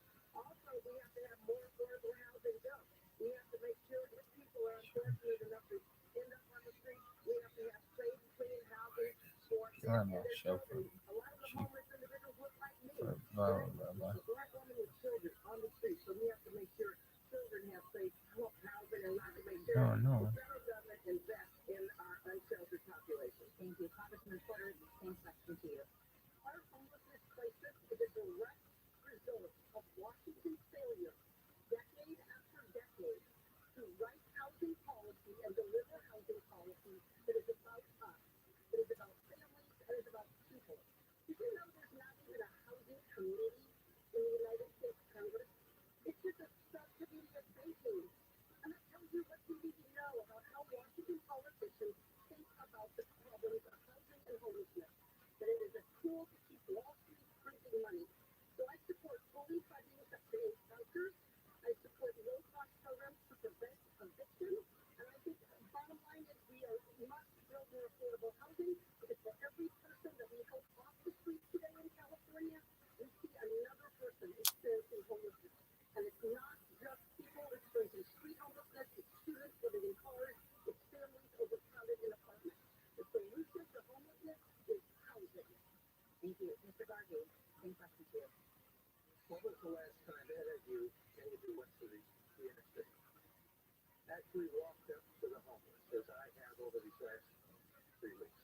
I've gone to San Diego and Los Angeles and Sacramento. And actually, this is part of, I'm not a politician, but I needed to talk to the people that say, I needed to talk to the homeless, went up to them and touched them and listened to them. You know what?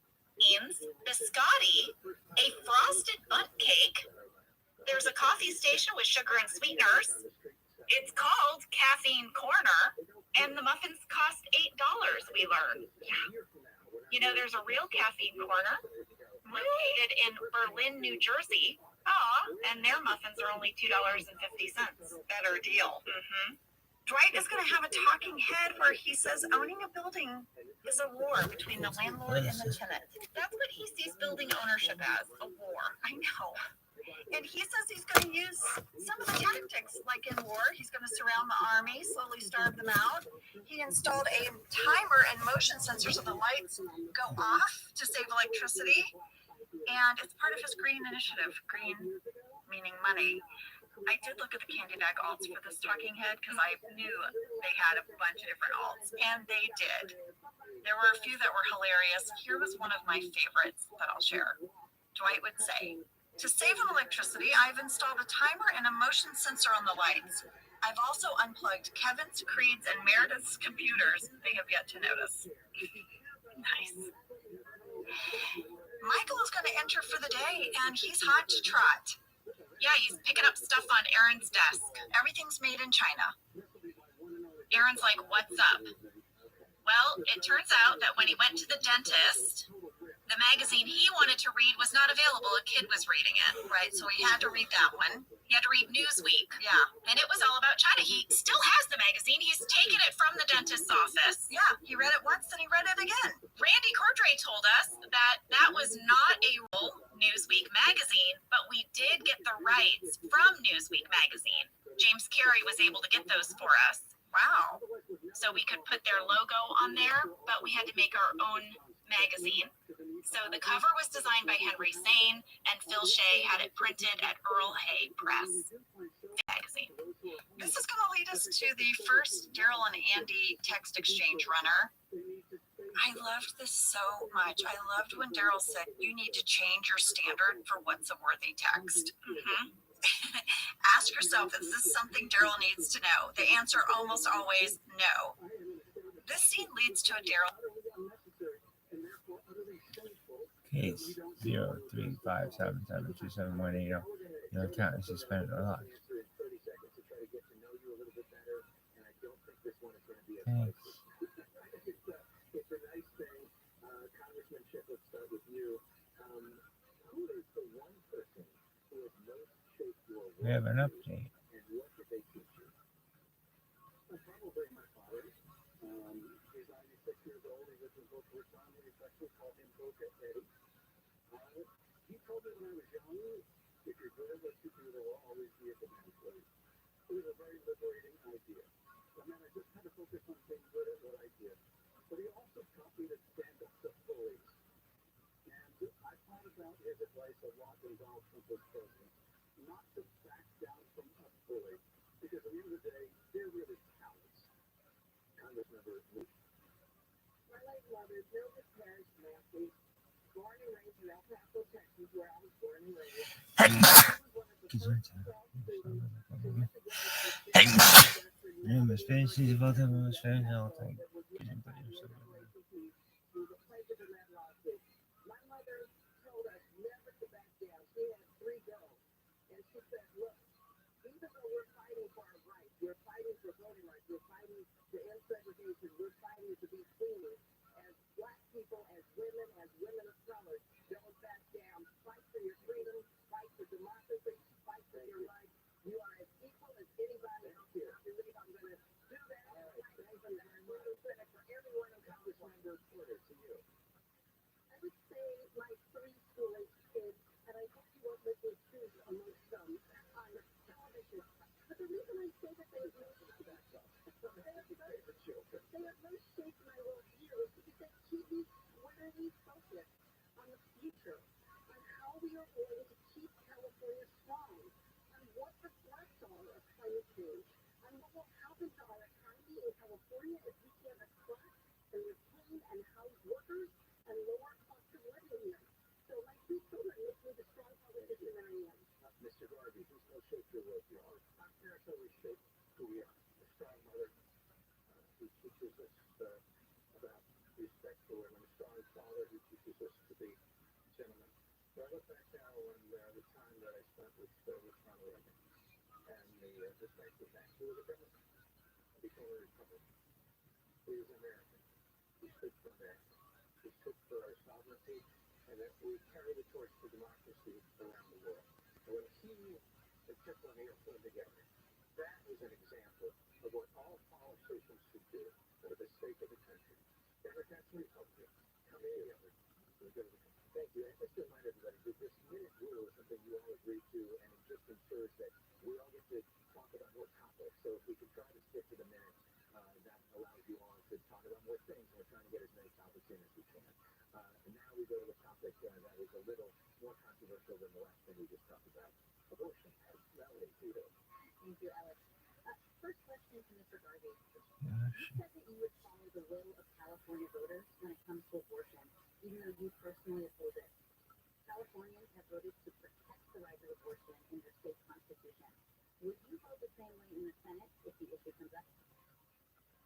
And I think I said that as an elected official, I will always support the voice of the people of California.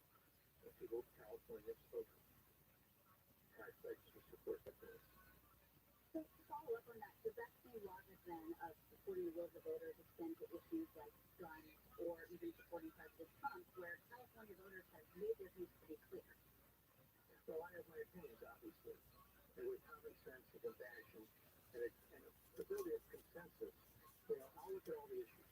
I think it's fair. I think for the state of California and the country, and millions of people that I've interacted with over the years, to taught me that it's building a consensus and listening. I have nothing that's truly etched in stone except what is truly right. As I think President Lincoln said one time, I will stand with those that are right. I will walk away from those that I don't agree with. Thank you, Mr. Garvey. Congressman McCord, you support abortion rights. From what you heard from Mr. Garvey, do you feel confident that he also would protect abortion rights if he were in the Senate? No. Would you like to stand on mine? Look, abortion is a freedom issue. And no government that champions liberty and justice for all should restrict people from deciding for themselves if and when to have a child. And Mr. Garvey's party, the Republican Party, has said that if they win this election and control Congress and the House, they will pass a nationwide abortion ban. That will take effect here in California.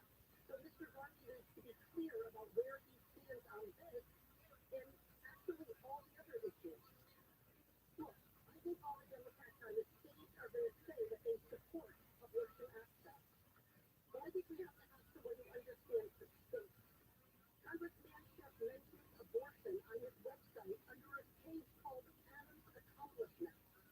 And as a mother of a young daughter, I do not feel like abortion rights have been accomplished. Not in a year when millions of Americans have lost abortion access.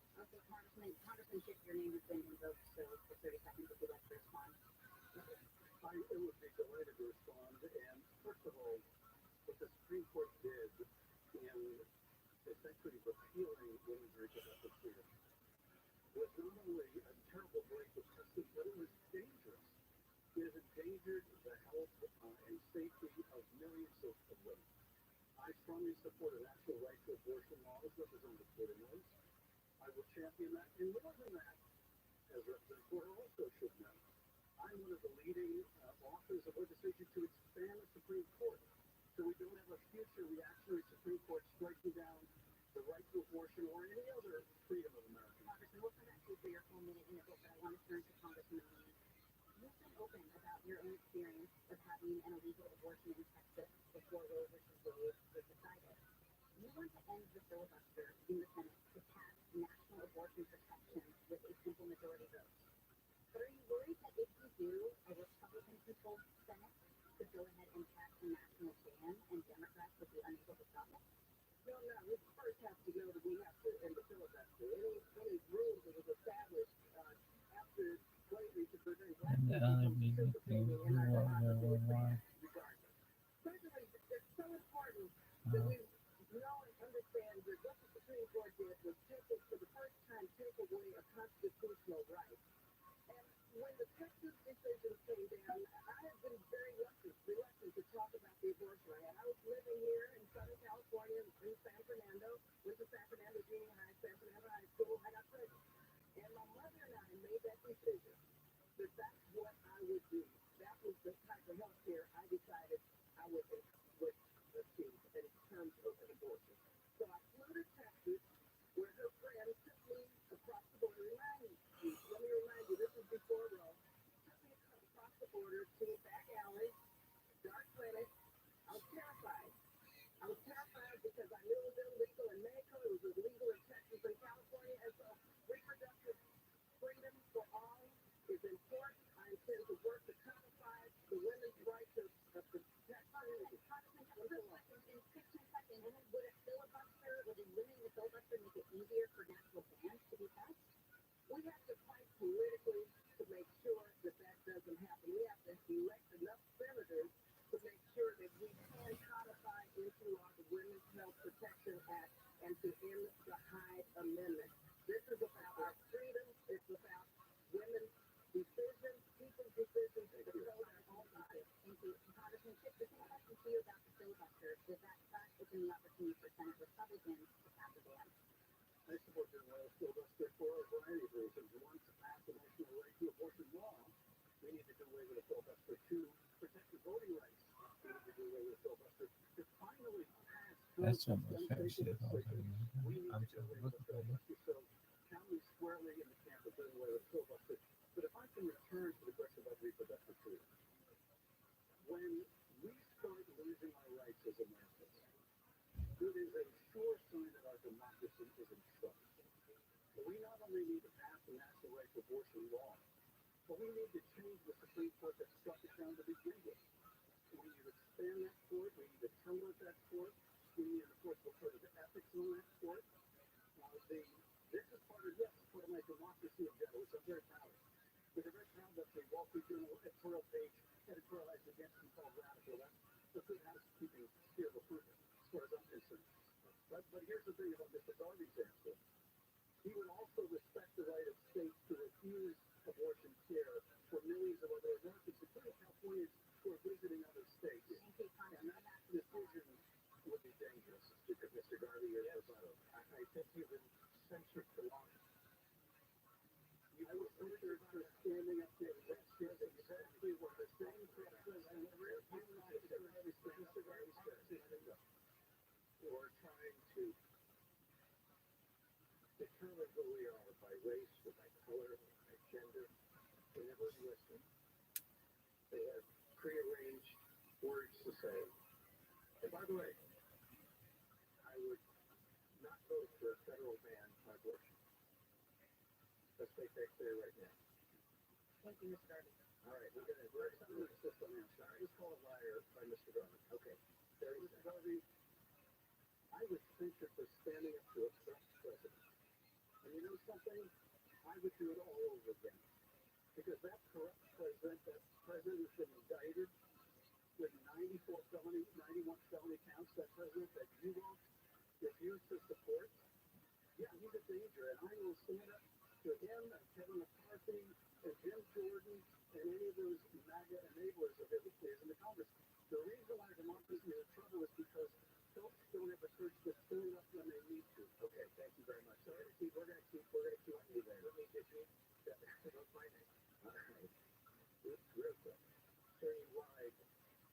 3 trillion people. You can't put that down. Okay, we're going to keep moving. This is the showdown for U.S. Senate, and really is the showdown for U.S. Senate. Earmarks are flying now across the levee throughout the state on our issue stations on KFIA and 640 radio, and now it's Michelson along with Melanie Mason. Now we want to bring up one of our viewer questions. Fox 11 viewer Krista Bruner want to know more about earmarks. In Congress, for people that maybe don't know, an earmark is where specific members request money for their districts for specific projects. For example, here in LA, Mayor Bass has asked for earmarks to combat homelessness. Representative Porter, you've talked already tonight about how you want to get rid of earmarks. Why? Earmarks is just a fancy word for Washington politicians substituting their personal interests, including getting earmarks for their big donors, for what our needs are. Now, the problem here is that earmarks invite corruption. They invite self-dealing, and they do not prioritize what we need, especially our communities of color. Don't believe me, believe President Obama, who was a forceful critic of earmarks and said he would not sign any spending bill that contains earmarks in it. We see people literally building bridges to nowhere with our hard-earned tax dollars. We need to be prioritizing what our community needs. That means fighting to get a California-sized share of federal dollars, but directing it into every part and pocket of California. Congressman Schiff, your response. Listen. My son brought billions back to California for water infrastructure, for housing, for health care. I'm going to fight to bring that money back to California. We are a donor state, which means that we send far more back in tax dollars to Washington than we get back. Any senators in California that says, no, I'm not going to fight for those resources, that's going to be wonderful news to 49 other states who are all thrilled to have that money. No, I'm going to fight to bring back money for housing. I'm going to fight to bring back money for mental health services and other critical needs. When Karen Bass, the mayor of Los Angeles, said, will you help bring back money for housing? My answer was, you're darn right I'll help, because I would rather have my constituents in California's house than some political talking point. Californians want someone who's going to deliver. They want someone to deliver. They want someone to try to improve the quality of their life. They're looking for someone who's going to build housing and to leave billions of dollars back in Washington. So he's saying you're leaving money on the table. How do you respond to that? Incorrect. The earmarks process actually short-changes California. The data show that diverse districts and diverse states actually get half as much money. We only get 2 senators, which means we only get every state gets 2 sets of earmarks. So the process actually prevents us from getting the share of funding that we need based on our population and based on our problems. Look, it is no surprise that Washington politicians think earmarks work. They get to go to a nice ceremony, pat themselves on the back. So we know that Congressman Schiff didn't solve homelessness in LA, and Congressman Lee hasn't solved the challenges in Oakland. It's going to take more than earmarks to do that. It's going to take someone who is invested in corporations and something California. Mr. Darby, what do you think about earmarks? And would you ask them? Other officials talk about, people are in. I'm quite sure their funds owe people who have contributed to their funds. So we've asked them, we need this money. Can you provide money for us to give? I owe no one. I'm a church base. I'll have church ideas. I will listen to the Californians just as I've done. I've gone to Central California, listen to the farmers, talk to them about their needs for water. Gone up here and family there in the county, talk to them about their needs. Same with San Diego and the homeless. And then we get to the topic and you'll probably bring it up. It's about the crisis at the border. Now, these are the things where we need to protect the sovereignty of California. So then we're all fight for, would you request earmarks if you're a senator? I wouldn't call them earmarks. I'll call them necessities for the state of California that I will fight for to be able to allow this state to come back to being the heartbeat of America like I thought. And Congresswoman Lee, your thoughts on this? So first, it's important that we recognize that earmarks must be transparent and there must be accountability. Secondly, it would really be a dereliction of my duty to my constituents if I did not fight for every single dollar that I could find, because yes, California is a donor state. They deserve their tax dollars back.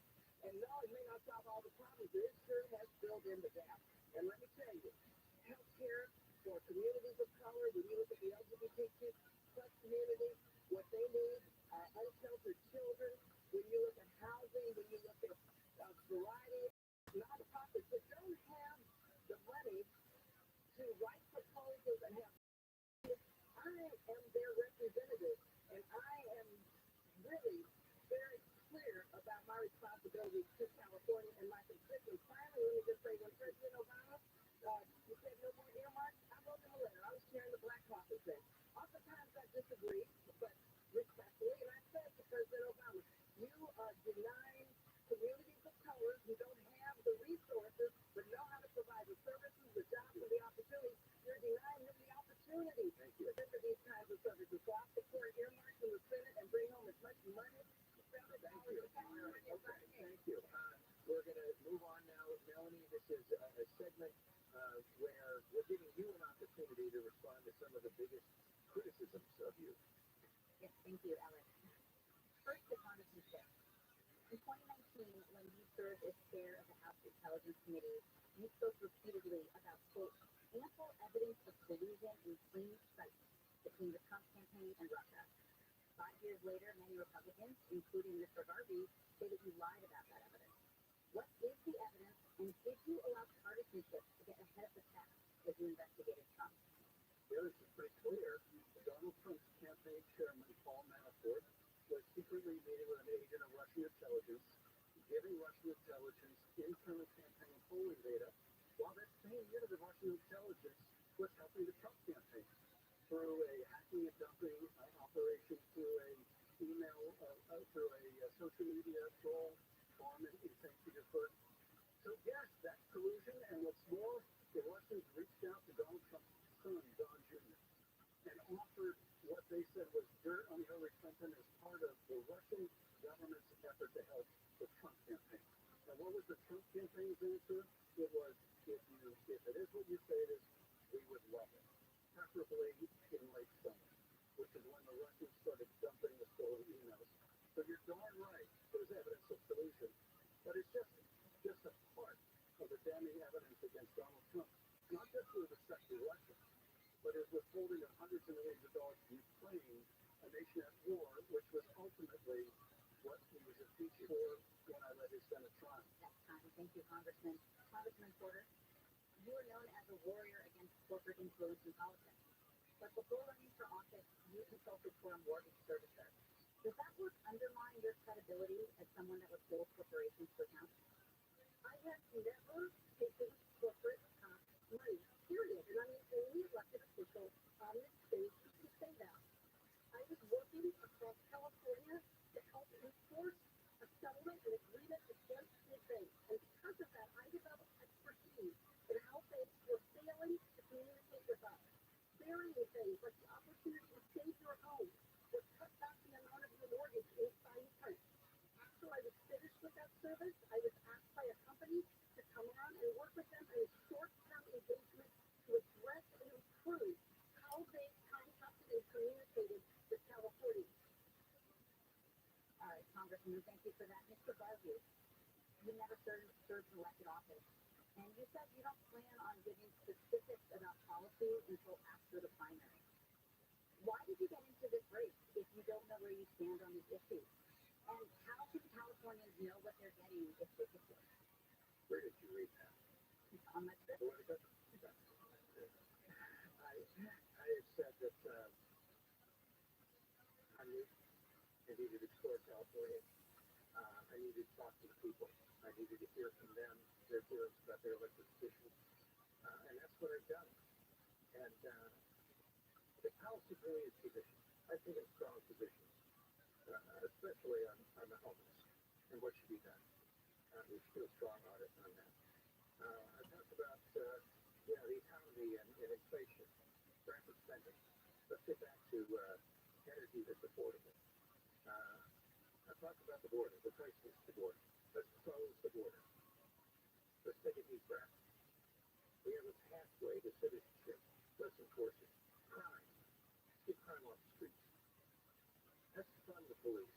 Let's make sure that they keep our neighborhoods and our communities safe.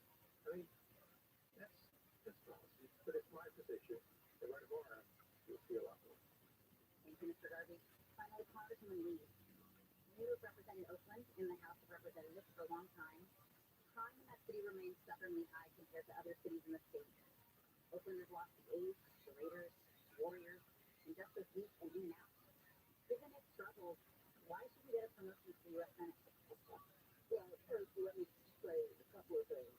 I want to represent the state of California in the United States Senate for many, many reasons. First, I'm the most experienced, I'm the most consistent, progressive, who gets the job done. I have been able to deliver for Oakland and my entire district and for California. Secondly, public safety is on everybody's mind, and I understand that.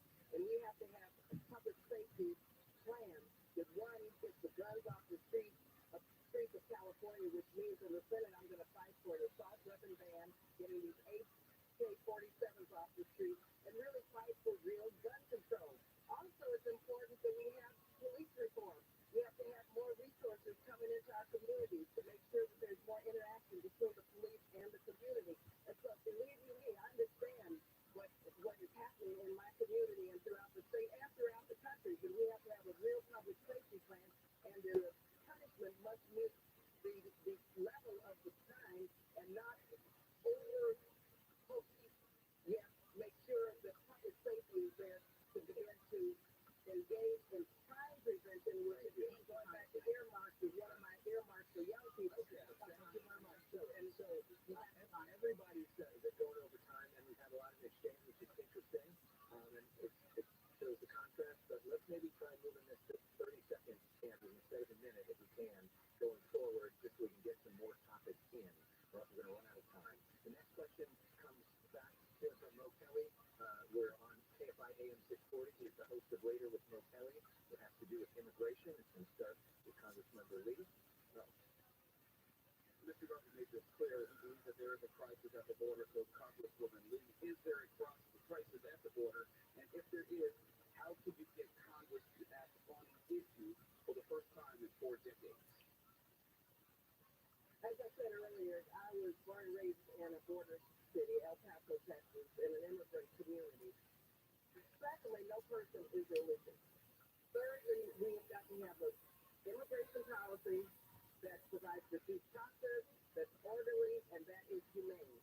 Right now, the president is trying to get Republicans, mind you, to step up and support over $1 billion to make sure that immigrants are treated fairly in the communities where Governor Abbott and DeSantis are sending migrants, pitting migrants against residents. And so what I intend to do is first make sure that we get this funding so that these communities can treat immigrants properly and make sure that the jobs that are yearning for employees are filled. If these immigrants know that they come to this country for a better life, our economy in California depends on the good work of immigrants. Mr. Schiff, to you. Emily, I think this question deserves a lot more than 30 seconds. My grandfather immigrated here. My great-grandparents immigrated here. They were in search of a better life. They were fleeing violence like so many others that have come to this country. I want to start with recognizing people are coming here to flee violence. They're coming in search of a better life. They deserve our respect. They deserve dignity. And I also think what these Republican governors are doing is just shameful. It is a crisis. It is unsustainable. But we should approach this with compassion, and we should also try to get people to apply for asylum safely from their home countries. I think that's the most important thing we can do. But we're also going to need research resources to make sure that we have interpreters and we have court personnel so we can process asylum cases much more quickly. It doesn't do anyone any good for an asylum seeker to be here for 2 or 5 or 10 years before they get their claim adjudicated. The system is broken. It does need to be fixed. Mr. Garland. First of all, to break the law, it's illegal. Second of all, where have you all been the last 3 years?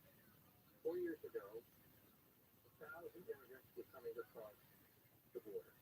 Today, between 10 to 15 to 20,000 illegal immigrants are coming across the border. They're bringing with them drugs and cartels and human trafficking. That's the truth. You can't deny it. Career politicians cannot deny that this administration has protected we, the people of California and Texas, and all throughout this country. There's a stress on America because we've let this happen. Thank you. Yes. Our immigration system is a mess because Washington has failed decade after decade to take meaningful action on immigration. The reality is we need immigrants to have a strong, stable economy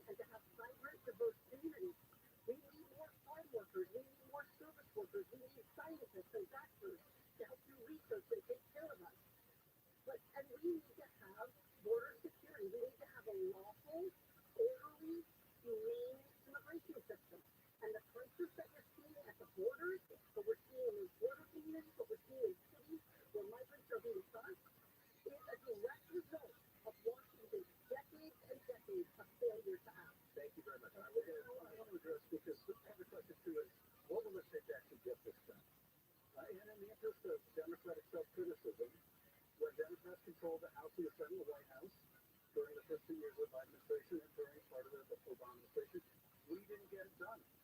The Republicans are never going to help us on this. They think that the border situation is a political gift that will never stop giving. Democrats are going to have to do this ourselves. I'm going to go to the Senate to fight to deliver the filibuster and pass comprehensive immigration reform. All right, we're going to move on to our next report. We're going to move on to our next work. We're going to look the people of California in the eye and tell them they don't have a problem. Their life is threatened. Okay. We're going to move on to the issue of climate. This question is for you, Congresswoman Porter. California is planning to end the sale of new gas-powered cars by 2035. Do you agree with that timeline? And do you think that should be a national model? Would you try to make that happen in the Senate? For decades, Washington has failed to act on climate, doing the bidding of big oil, cashing checks from organizations like BP and Chevron while they fought against the clean energy policies that we need for our future. So the time to act on climate was yesterday. And so I think we do need to be bold on climate. As we do that, we need to recognize that the need for people to have assistance and help in transitioning to green energy. Cars are expensive. New cars are a lot of money. So if we're going to have rules that prompt people to move toward greener energy, then we need to have to get there. Mr. Garvey, your thoughts on that? Well, first of all, meditation is good. But as a people, we're never stronger than we realize there's a problem and we work together. But you don't cut off gas and oil. You don't put a stress on the economy of this country and say, oh, by the way, in 10 years you have to drive an electric car. Without realizing about what it takes to put a battery together, what it's going to do to the clouds. I mean, let's get together and start doing this with a conscientious path. And I think when it's all said and done, as always, we the people will dictate what we can afford. Well, and Mr. Shifter, we got a question from a political reader named Sean, who was in rural northern California. He says there's a lot of value in some of these climate processes, but he's worried about how much it's going to cost him. And a lot of average Californians are worried about paying for an electric vehicle. What do you say about that? First of all, I support California law, and I'd like to see it extended in other states as well. It is not going to outlaw gas-powered cars. So people who have cars that are already gas-powered are going to be able to keep their cars. But here's the thing. Others could talk about this. I prosecuted the oil companies. I fought for mass transit and am known as the father of the gold line for my efforts to get mass transit built. Some of us have a record of actually doing things and producing for California. We do need to transition to renewable sources of energy. If we're going to get ahead of this tipping point, we need to dramatically invest in renewable energy and stop incentivizing the fossil fuel industry that is killing us and killing the planet. Thank you, Congressman Rabbi, for balance. Yeah, I just support the transition to electric vehicles, but there's always a but. When you have 20 million people in California living one paycheck away from poverty, you may not be able to afford this. So I believe, as the United States Senator, it's up to me to make sure that low-income people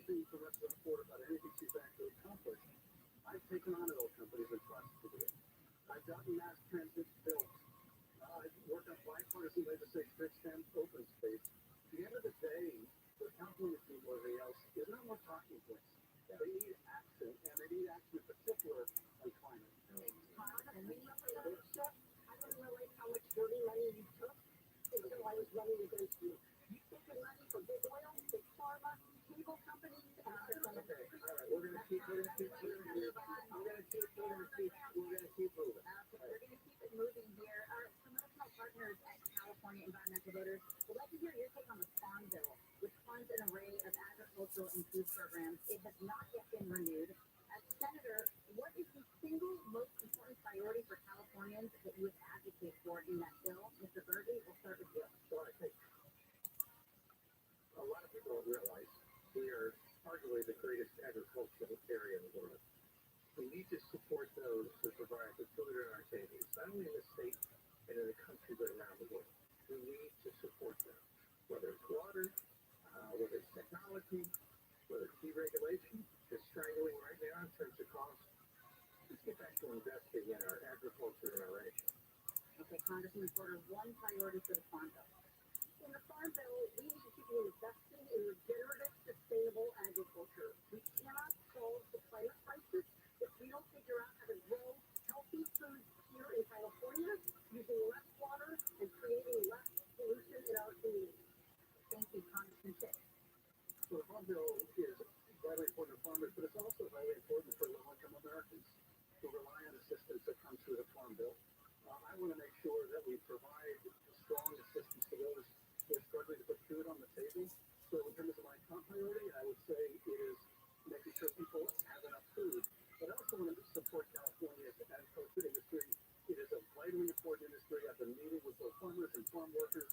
I'm proud to have the support of the United Farm Workers in my campaign.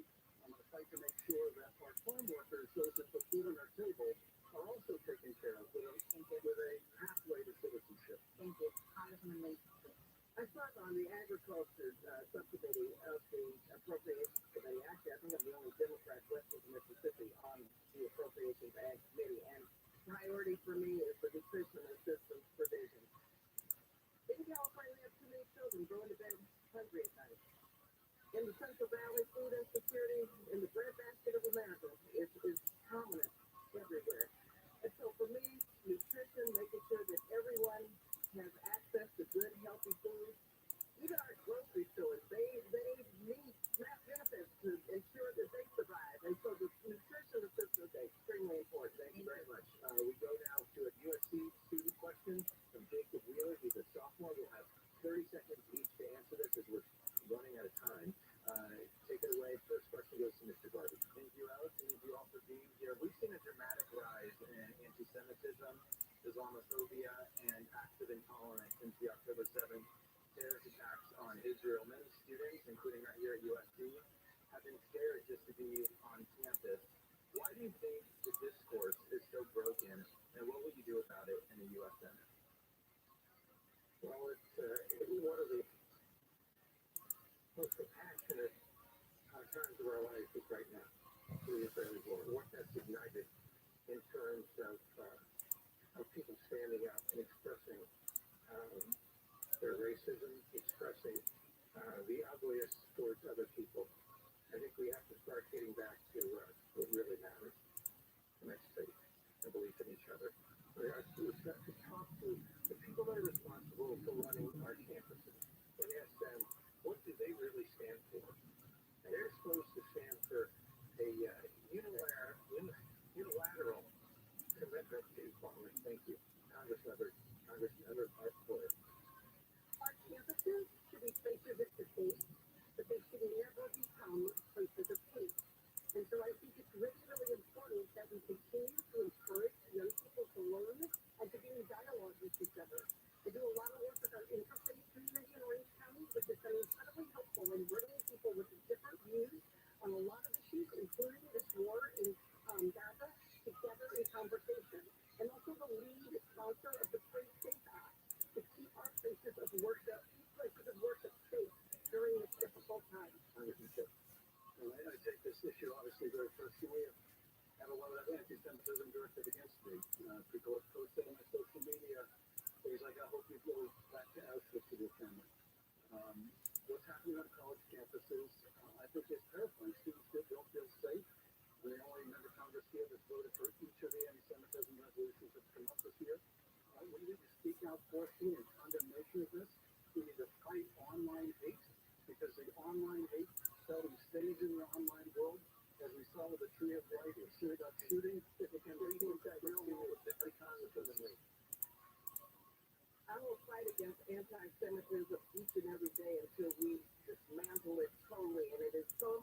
understand that hate speech can lead to hate violence.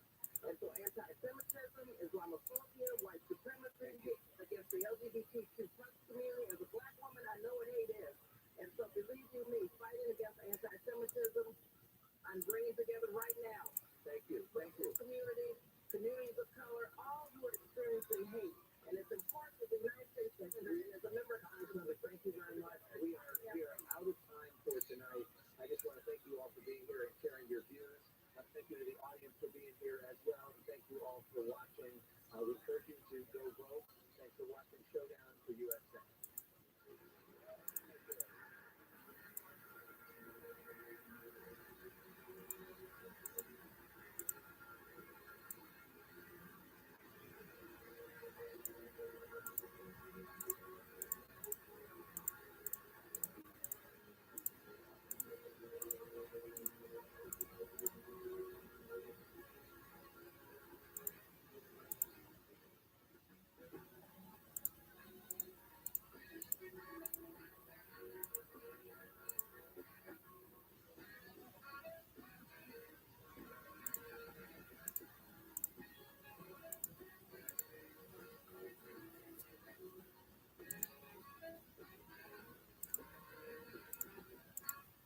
AM 640. It's later with Mo Kelly. We're live everywhere on the iHeartRadio app. And if you've been listening to KFIA 640, and I know you have, we just completed the U.S. Showdown for Senate via California on the campus of USC in Bovard Auditorium. We're just upstairs in the skid room, right next to the theater in which you saw the four candidates on stage as they were giving up themselves, showing their positions and their stances. There were some fireworks there. I don't know who created them. Oh, that was me. There were some fireworks on stage when we first uttered the name Donald Trump and whether he may re-ascend to the Oval Office, how they would respond to that. And right now we're waiting for all of the candidates, each and every one, to come upstairs and sit with us. If you weren't able to see, I don't know if Fox 11 showed what was going on outside the video, but there are at this point, I would say anywhere between 50 and some 100 protesters offering their voices on various issues from abortion to Israel, Palestine, wanting to be heard, trying to get their message out, and understanding that there's a lot of media here right now, and hopefully that they would get some sort of coverage. Don't know exactly how that is going to play out, but it was a very informative debate. I thought candidates were able to cover any number of subjects. We covered domestic policy, obviously with economics. We covered healthcare. We discussed abortion.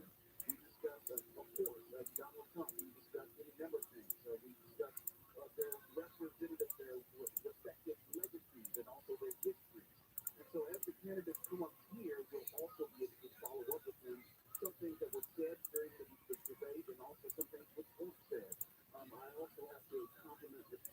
Rabbi, who was the only Republican on stage against 3 Democratic congresspeople, and also in the city of Los Angeles. So it can be a bit intimidating, and it can be a little bit unfair, my word, as far as being able to present yourself in that type of environment. I think he comported himself well given those circumstances. I didn't necessarily agree with all of his answers, but I think that when he comes up here, then we'll have the opportunity to have a quieter conversation without an audience and a moderator, and hopefully get some more understanding of where he stands on these issues before we get to the primary. And just in case you're not clear how the primary works here in California, they call it the jungle primary, where the top 2 vote getters will be in the general election. It could be 2 Democrats. It could be a Democrat and Republican. It could be Congressman Adam Schiff and Steve Garvey, or Congresswoman Barbara Lee and Steve Garvey. It could be 2 Democrats in the sense of Congressman Adam Schiff and maybe Congresswoman Katie Porter. There were a lot of moments where the Democrats were trying to, and it's up to you to decide if they were successful, but the Democrats were trying to distinguish themselves from one another despite their almost 90% voting record in concert with the Biden administration. Whether they were able to do that, don't know, but this was the first debate, but it's not the last conversation that they will be having with voters. And this is something that I said earlier in my conversation with Amy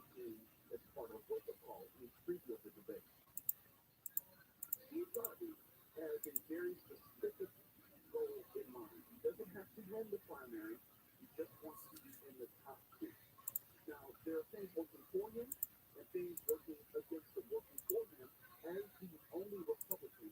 None of his votes would be split among other candidates. But also as a Republican in California, he has the headwind in the sense of you have registered Democrats outnumber Republicans, and you have registered independents outnumber Republicans. If you put registered Democrats and independents together, they outnumber Republicans more than 2-1. And so that's going to be the obstacle for Steve Garvey. It's not insurmountable, but it's definitely something that he's going to have to deal with if he's going to finish in the top two.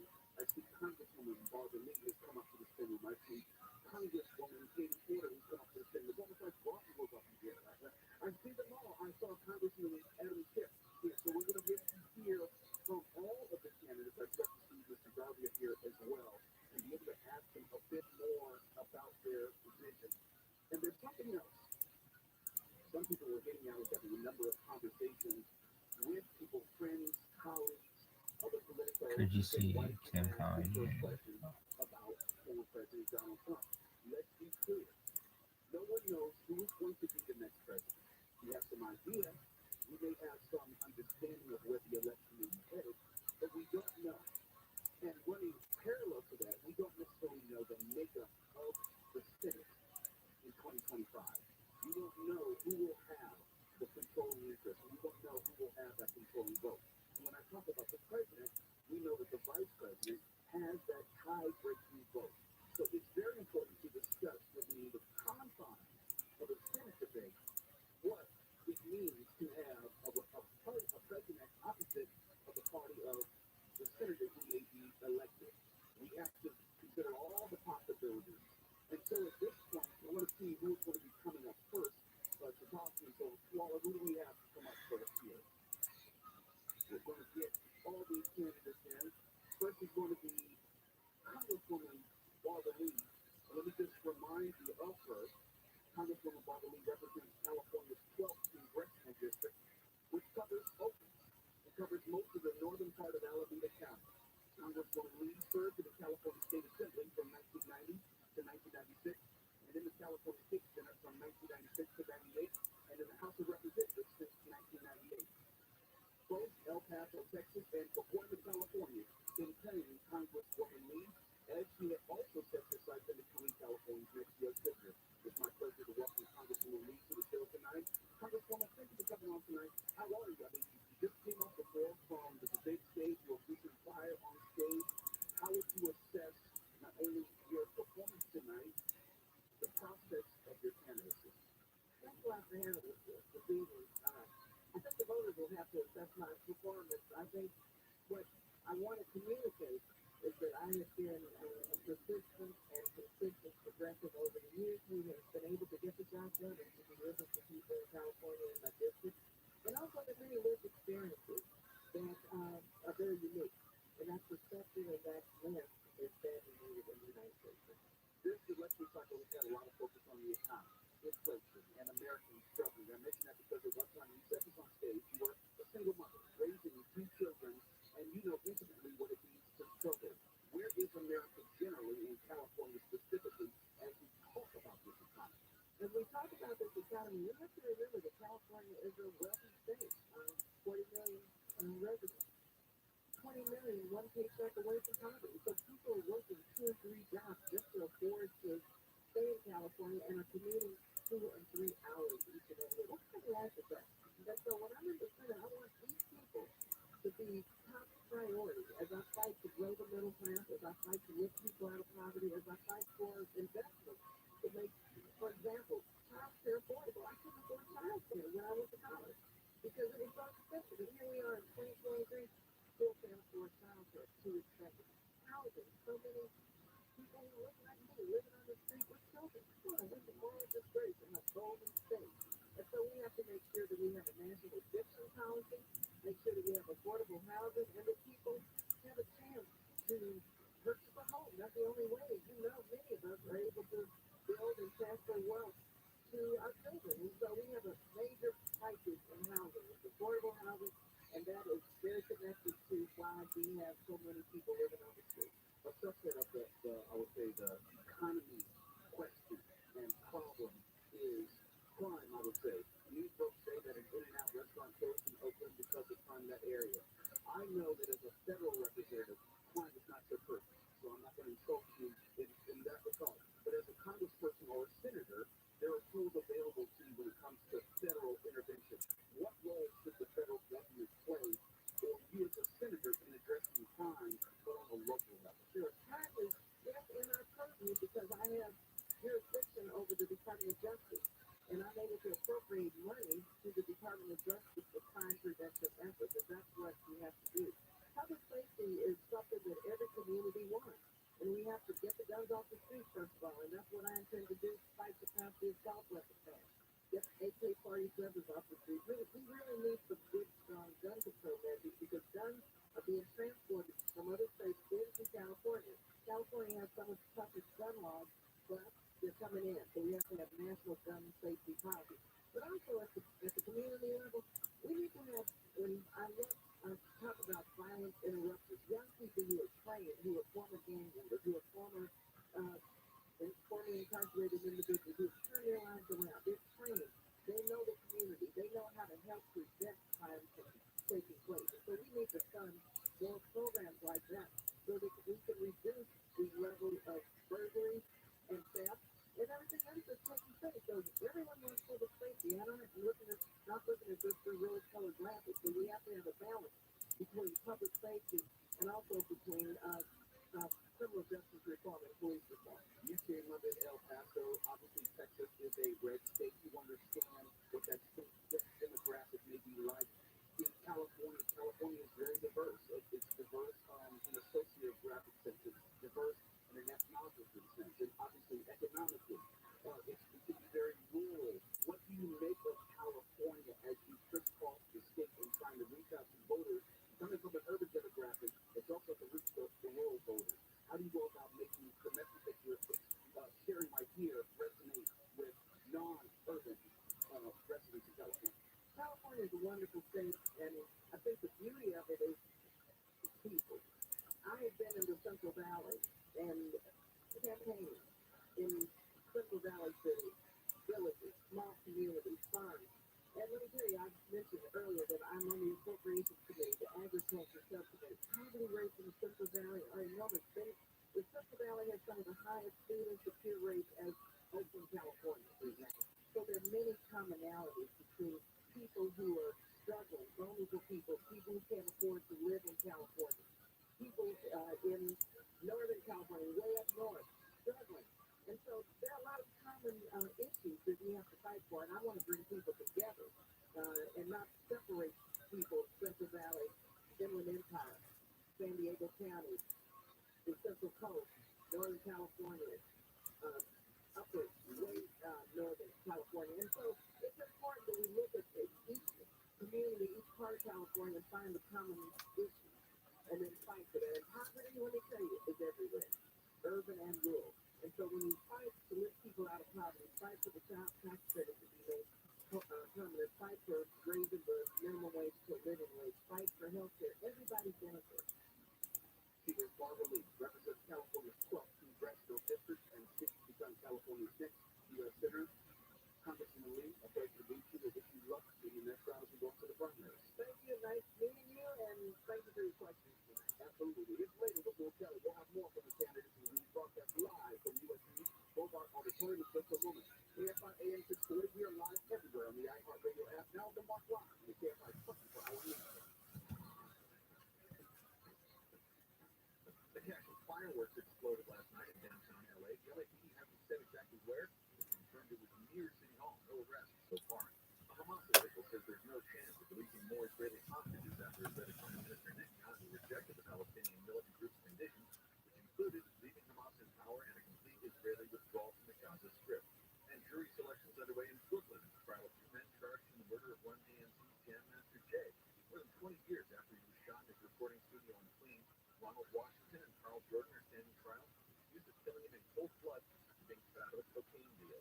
SoCal weather, rain tonight, possible thunderstorms, lows around 50, mid-40s in the IE and AD. This report brought to you by Indeed.com. And from the Southern California Toyota Dealer Traffic Center, let's go places. No going to a crash on the 405. That's a stop out just before Rosecrans. It's taking away the two right lanes. So you're going to see traffic stacked up as you come away from the 105. And as you make your way on the 105, heading westbound in Linwood just before Long Beach Boulevard. There's a crash just along the right shoulder. It's causing some spectator traffic. Access to the 710. And the 710 north end in Vernon, right at Atlantic. It looks like a stall car has been moved out of the right lane. Traffic has recovered there. KSI in the sky helps get you there faster. I'm Pedro Moreno.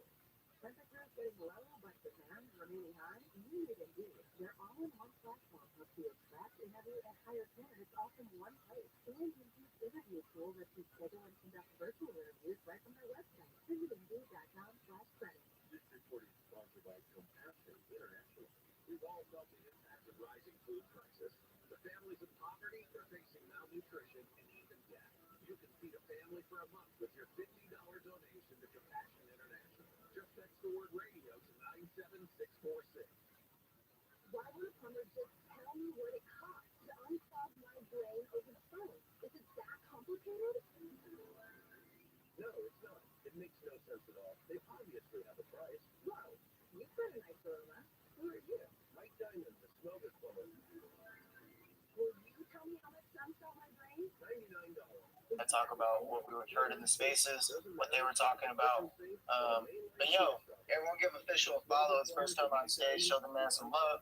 And yeah, go check out his profile, check out what he's up to in Web3.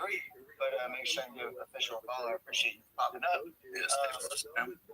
Just like a quick short rundown of the mob, kind of what we're doing.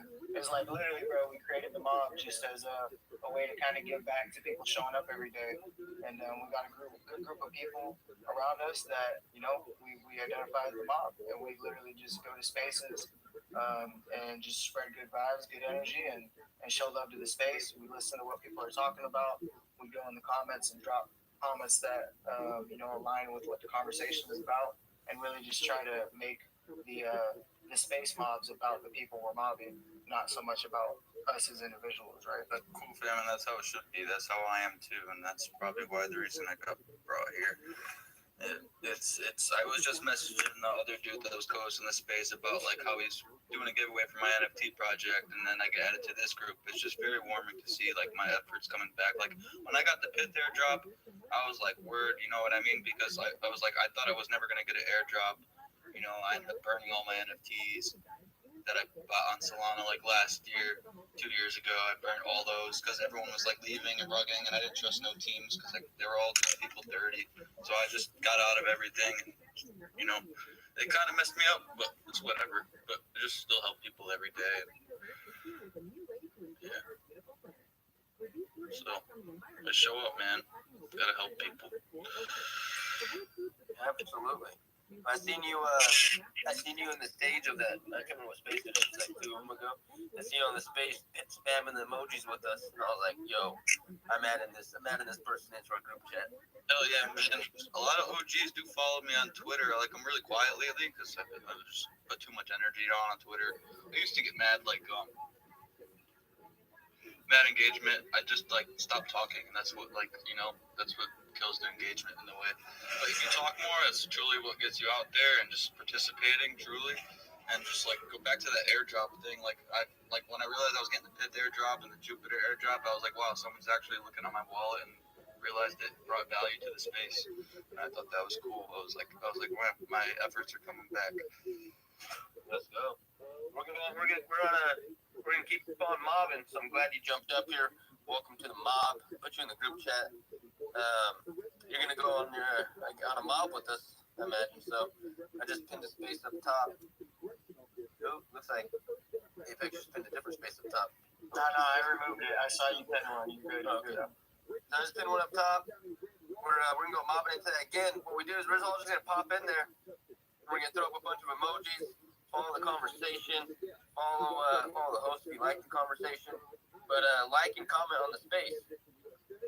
Comment something relevant. Comment what's happening in the conversation, something that gets your ear, intrigues you. Just comment that. Don't make it about yourselves. Make it about the space we're listening to. Educate yourself. Learn something new. And just go bring some energy. And then just follow. I guess I'll lead this one. So when I drop out of this space, we'll head on back over here to the hood and discuss what we heard over there. So let's go mobbing. Let's go mobbing. Let's go.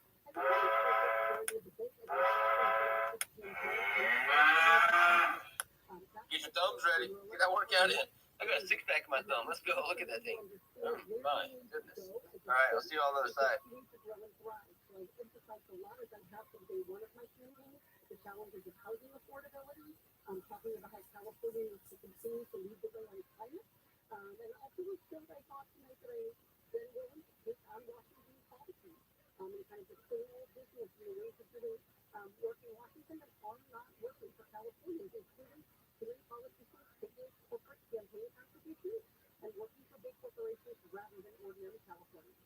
The topic of guns, jumping around on a federal level, continues to be a huge political football, but even more so within state politics, given the state passage of SB2, which bans carrying guns in 26 different public places, even by CCW holders. I know that SB2 is a state issue, but I'm curious to get your thoughts on whether California, as a state, is moving in a direction which is consistent with the rest of the country on the federal issue of guns.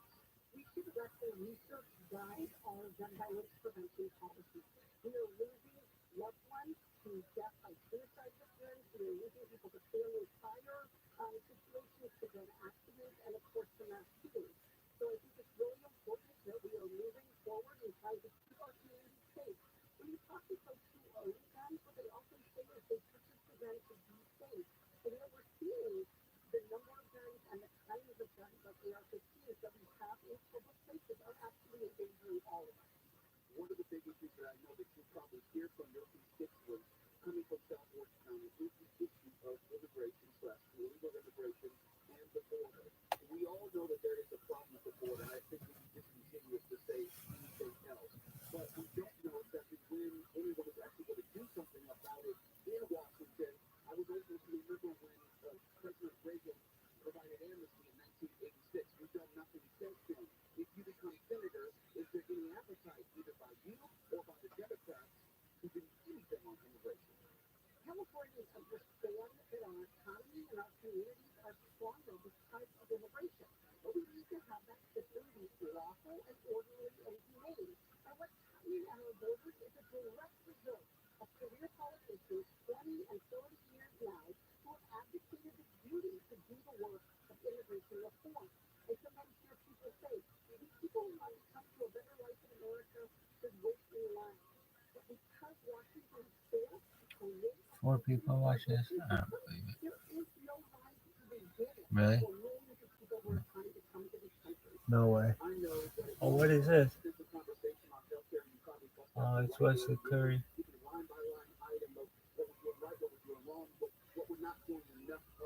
But in terms of California on the federal level, Bulldog. What's up, baby? How you guys living? I'm Rabbi ROTHSCHILD. I stream my life 24 hours a day, 7 days a week, 365 days a year for world peace. Hope you're living like a pimp. Hope things are good where you are. I'm famous, baby.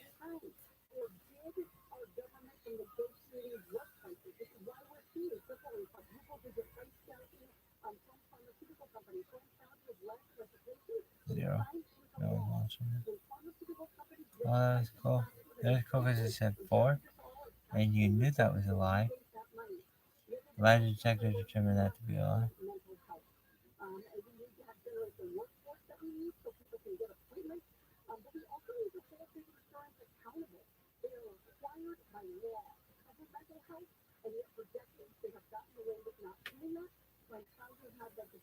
Signed at the end of 2020, a bipartisan legislation signed by President Trump that would actually make insurance companies follow the law and provide mental health care if they have promised. It also closed a loophole that was letting people be denied health codes, deny our firefighters, our teachers, our police officers, our county and city workers. These are people with some of the toughest jobs in our community.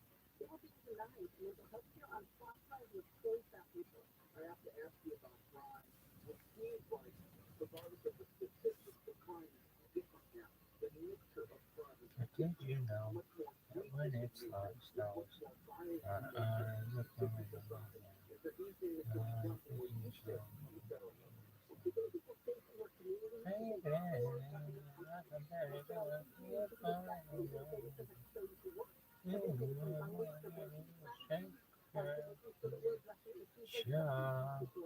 We are also seeing a big rise in transnational crime syndicates. In terms of most of the fentanyl that's coming into the country, many of the high volume, high profile retail thefts are about transnational crime. So we need to find at the federal level opportunities for our law enforcement to work together to be able to track down on these criminals that are making us all less safe in our community. For those who are tuning in and may not have heard my first question that I asked during the day, I asked specifically, if former President Trump were to return to the Oval Office and become our next commander in chief, head blank. Let me expound upon that, because I know that there's a distinct possibility that former President Trump may be next President Trump. And if you are a Democratic senator, how do you go about balancing the desires of California but also working with the opposition party and opposing president? I have a terrific track record in my 5 years in Congress. I've been in only 5 years. It's been a very polarized environment. I only ever known politics with President Trump and Trump supporters, and I have really worked hard to build relationships across the aisle. We're not going to agree with each other on everything, but I can find a point of agreement, and we can move forward. So whether it's mental health, whether it's cracking down on scams that hurt seniors, I have engaged in those conversations. Look, the biggest problem facing our political system is Washington itself and the system of corporate donations that it has defined. I want to also add that you approach this race from a very different perspective than most. You're originally from Iowa, grew up on a farm, college educated on the East Coast. You probably see California very differently than someone like me who's lifelong Californian. What is your understanding of the different aspects of the rural versus the urban? So I actually grew up in a rural community in rural Iowa, and so one of the things I'm excited about is, as senator, making sure that I am fighting for every part and pocket of California. Our state is great because we have so many different parts of it. So I want to make sure that no Californian is getting left behind, no Californian is getting overlooked. Look, Orange County is the sixth most populous county in the U.S. But for a long time, we got ignored by our Democratic elected officials. And so I want to make sure that I'm representing everyone, whether they're Republican, Independent, Democrat, rural, urban, suburban. They can count on me to push Washington to deliver for California. Okay, I have to ask you this. There's 3 Democrats on stage tonight with 1 Republican. It's easy to distinguish yourself between yourself and maybe Mr. Garvey. But why are you better than Congressman Adam Schiff or Congresswoman Barbara Lee?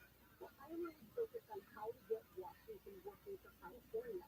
I'm not a career politician. I haven't done an action with Mr. Garvey. I've been here 5 years. I have a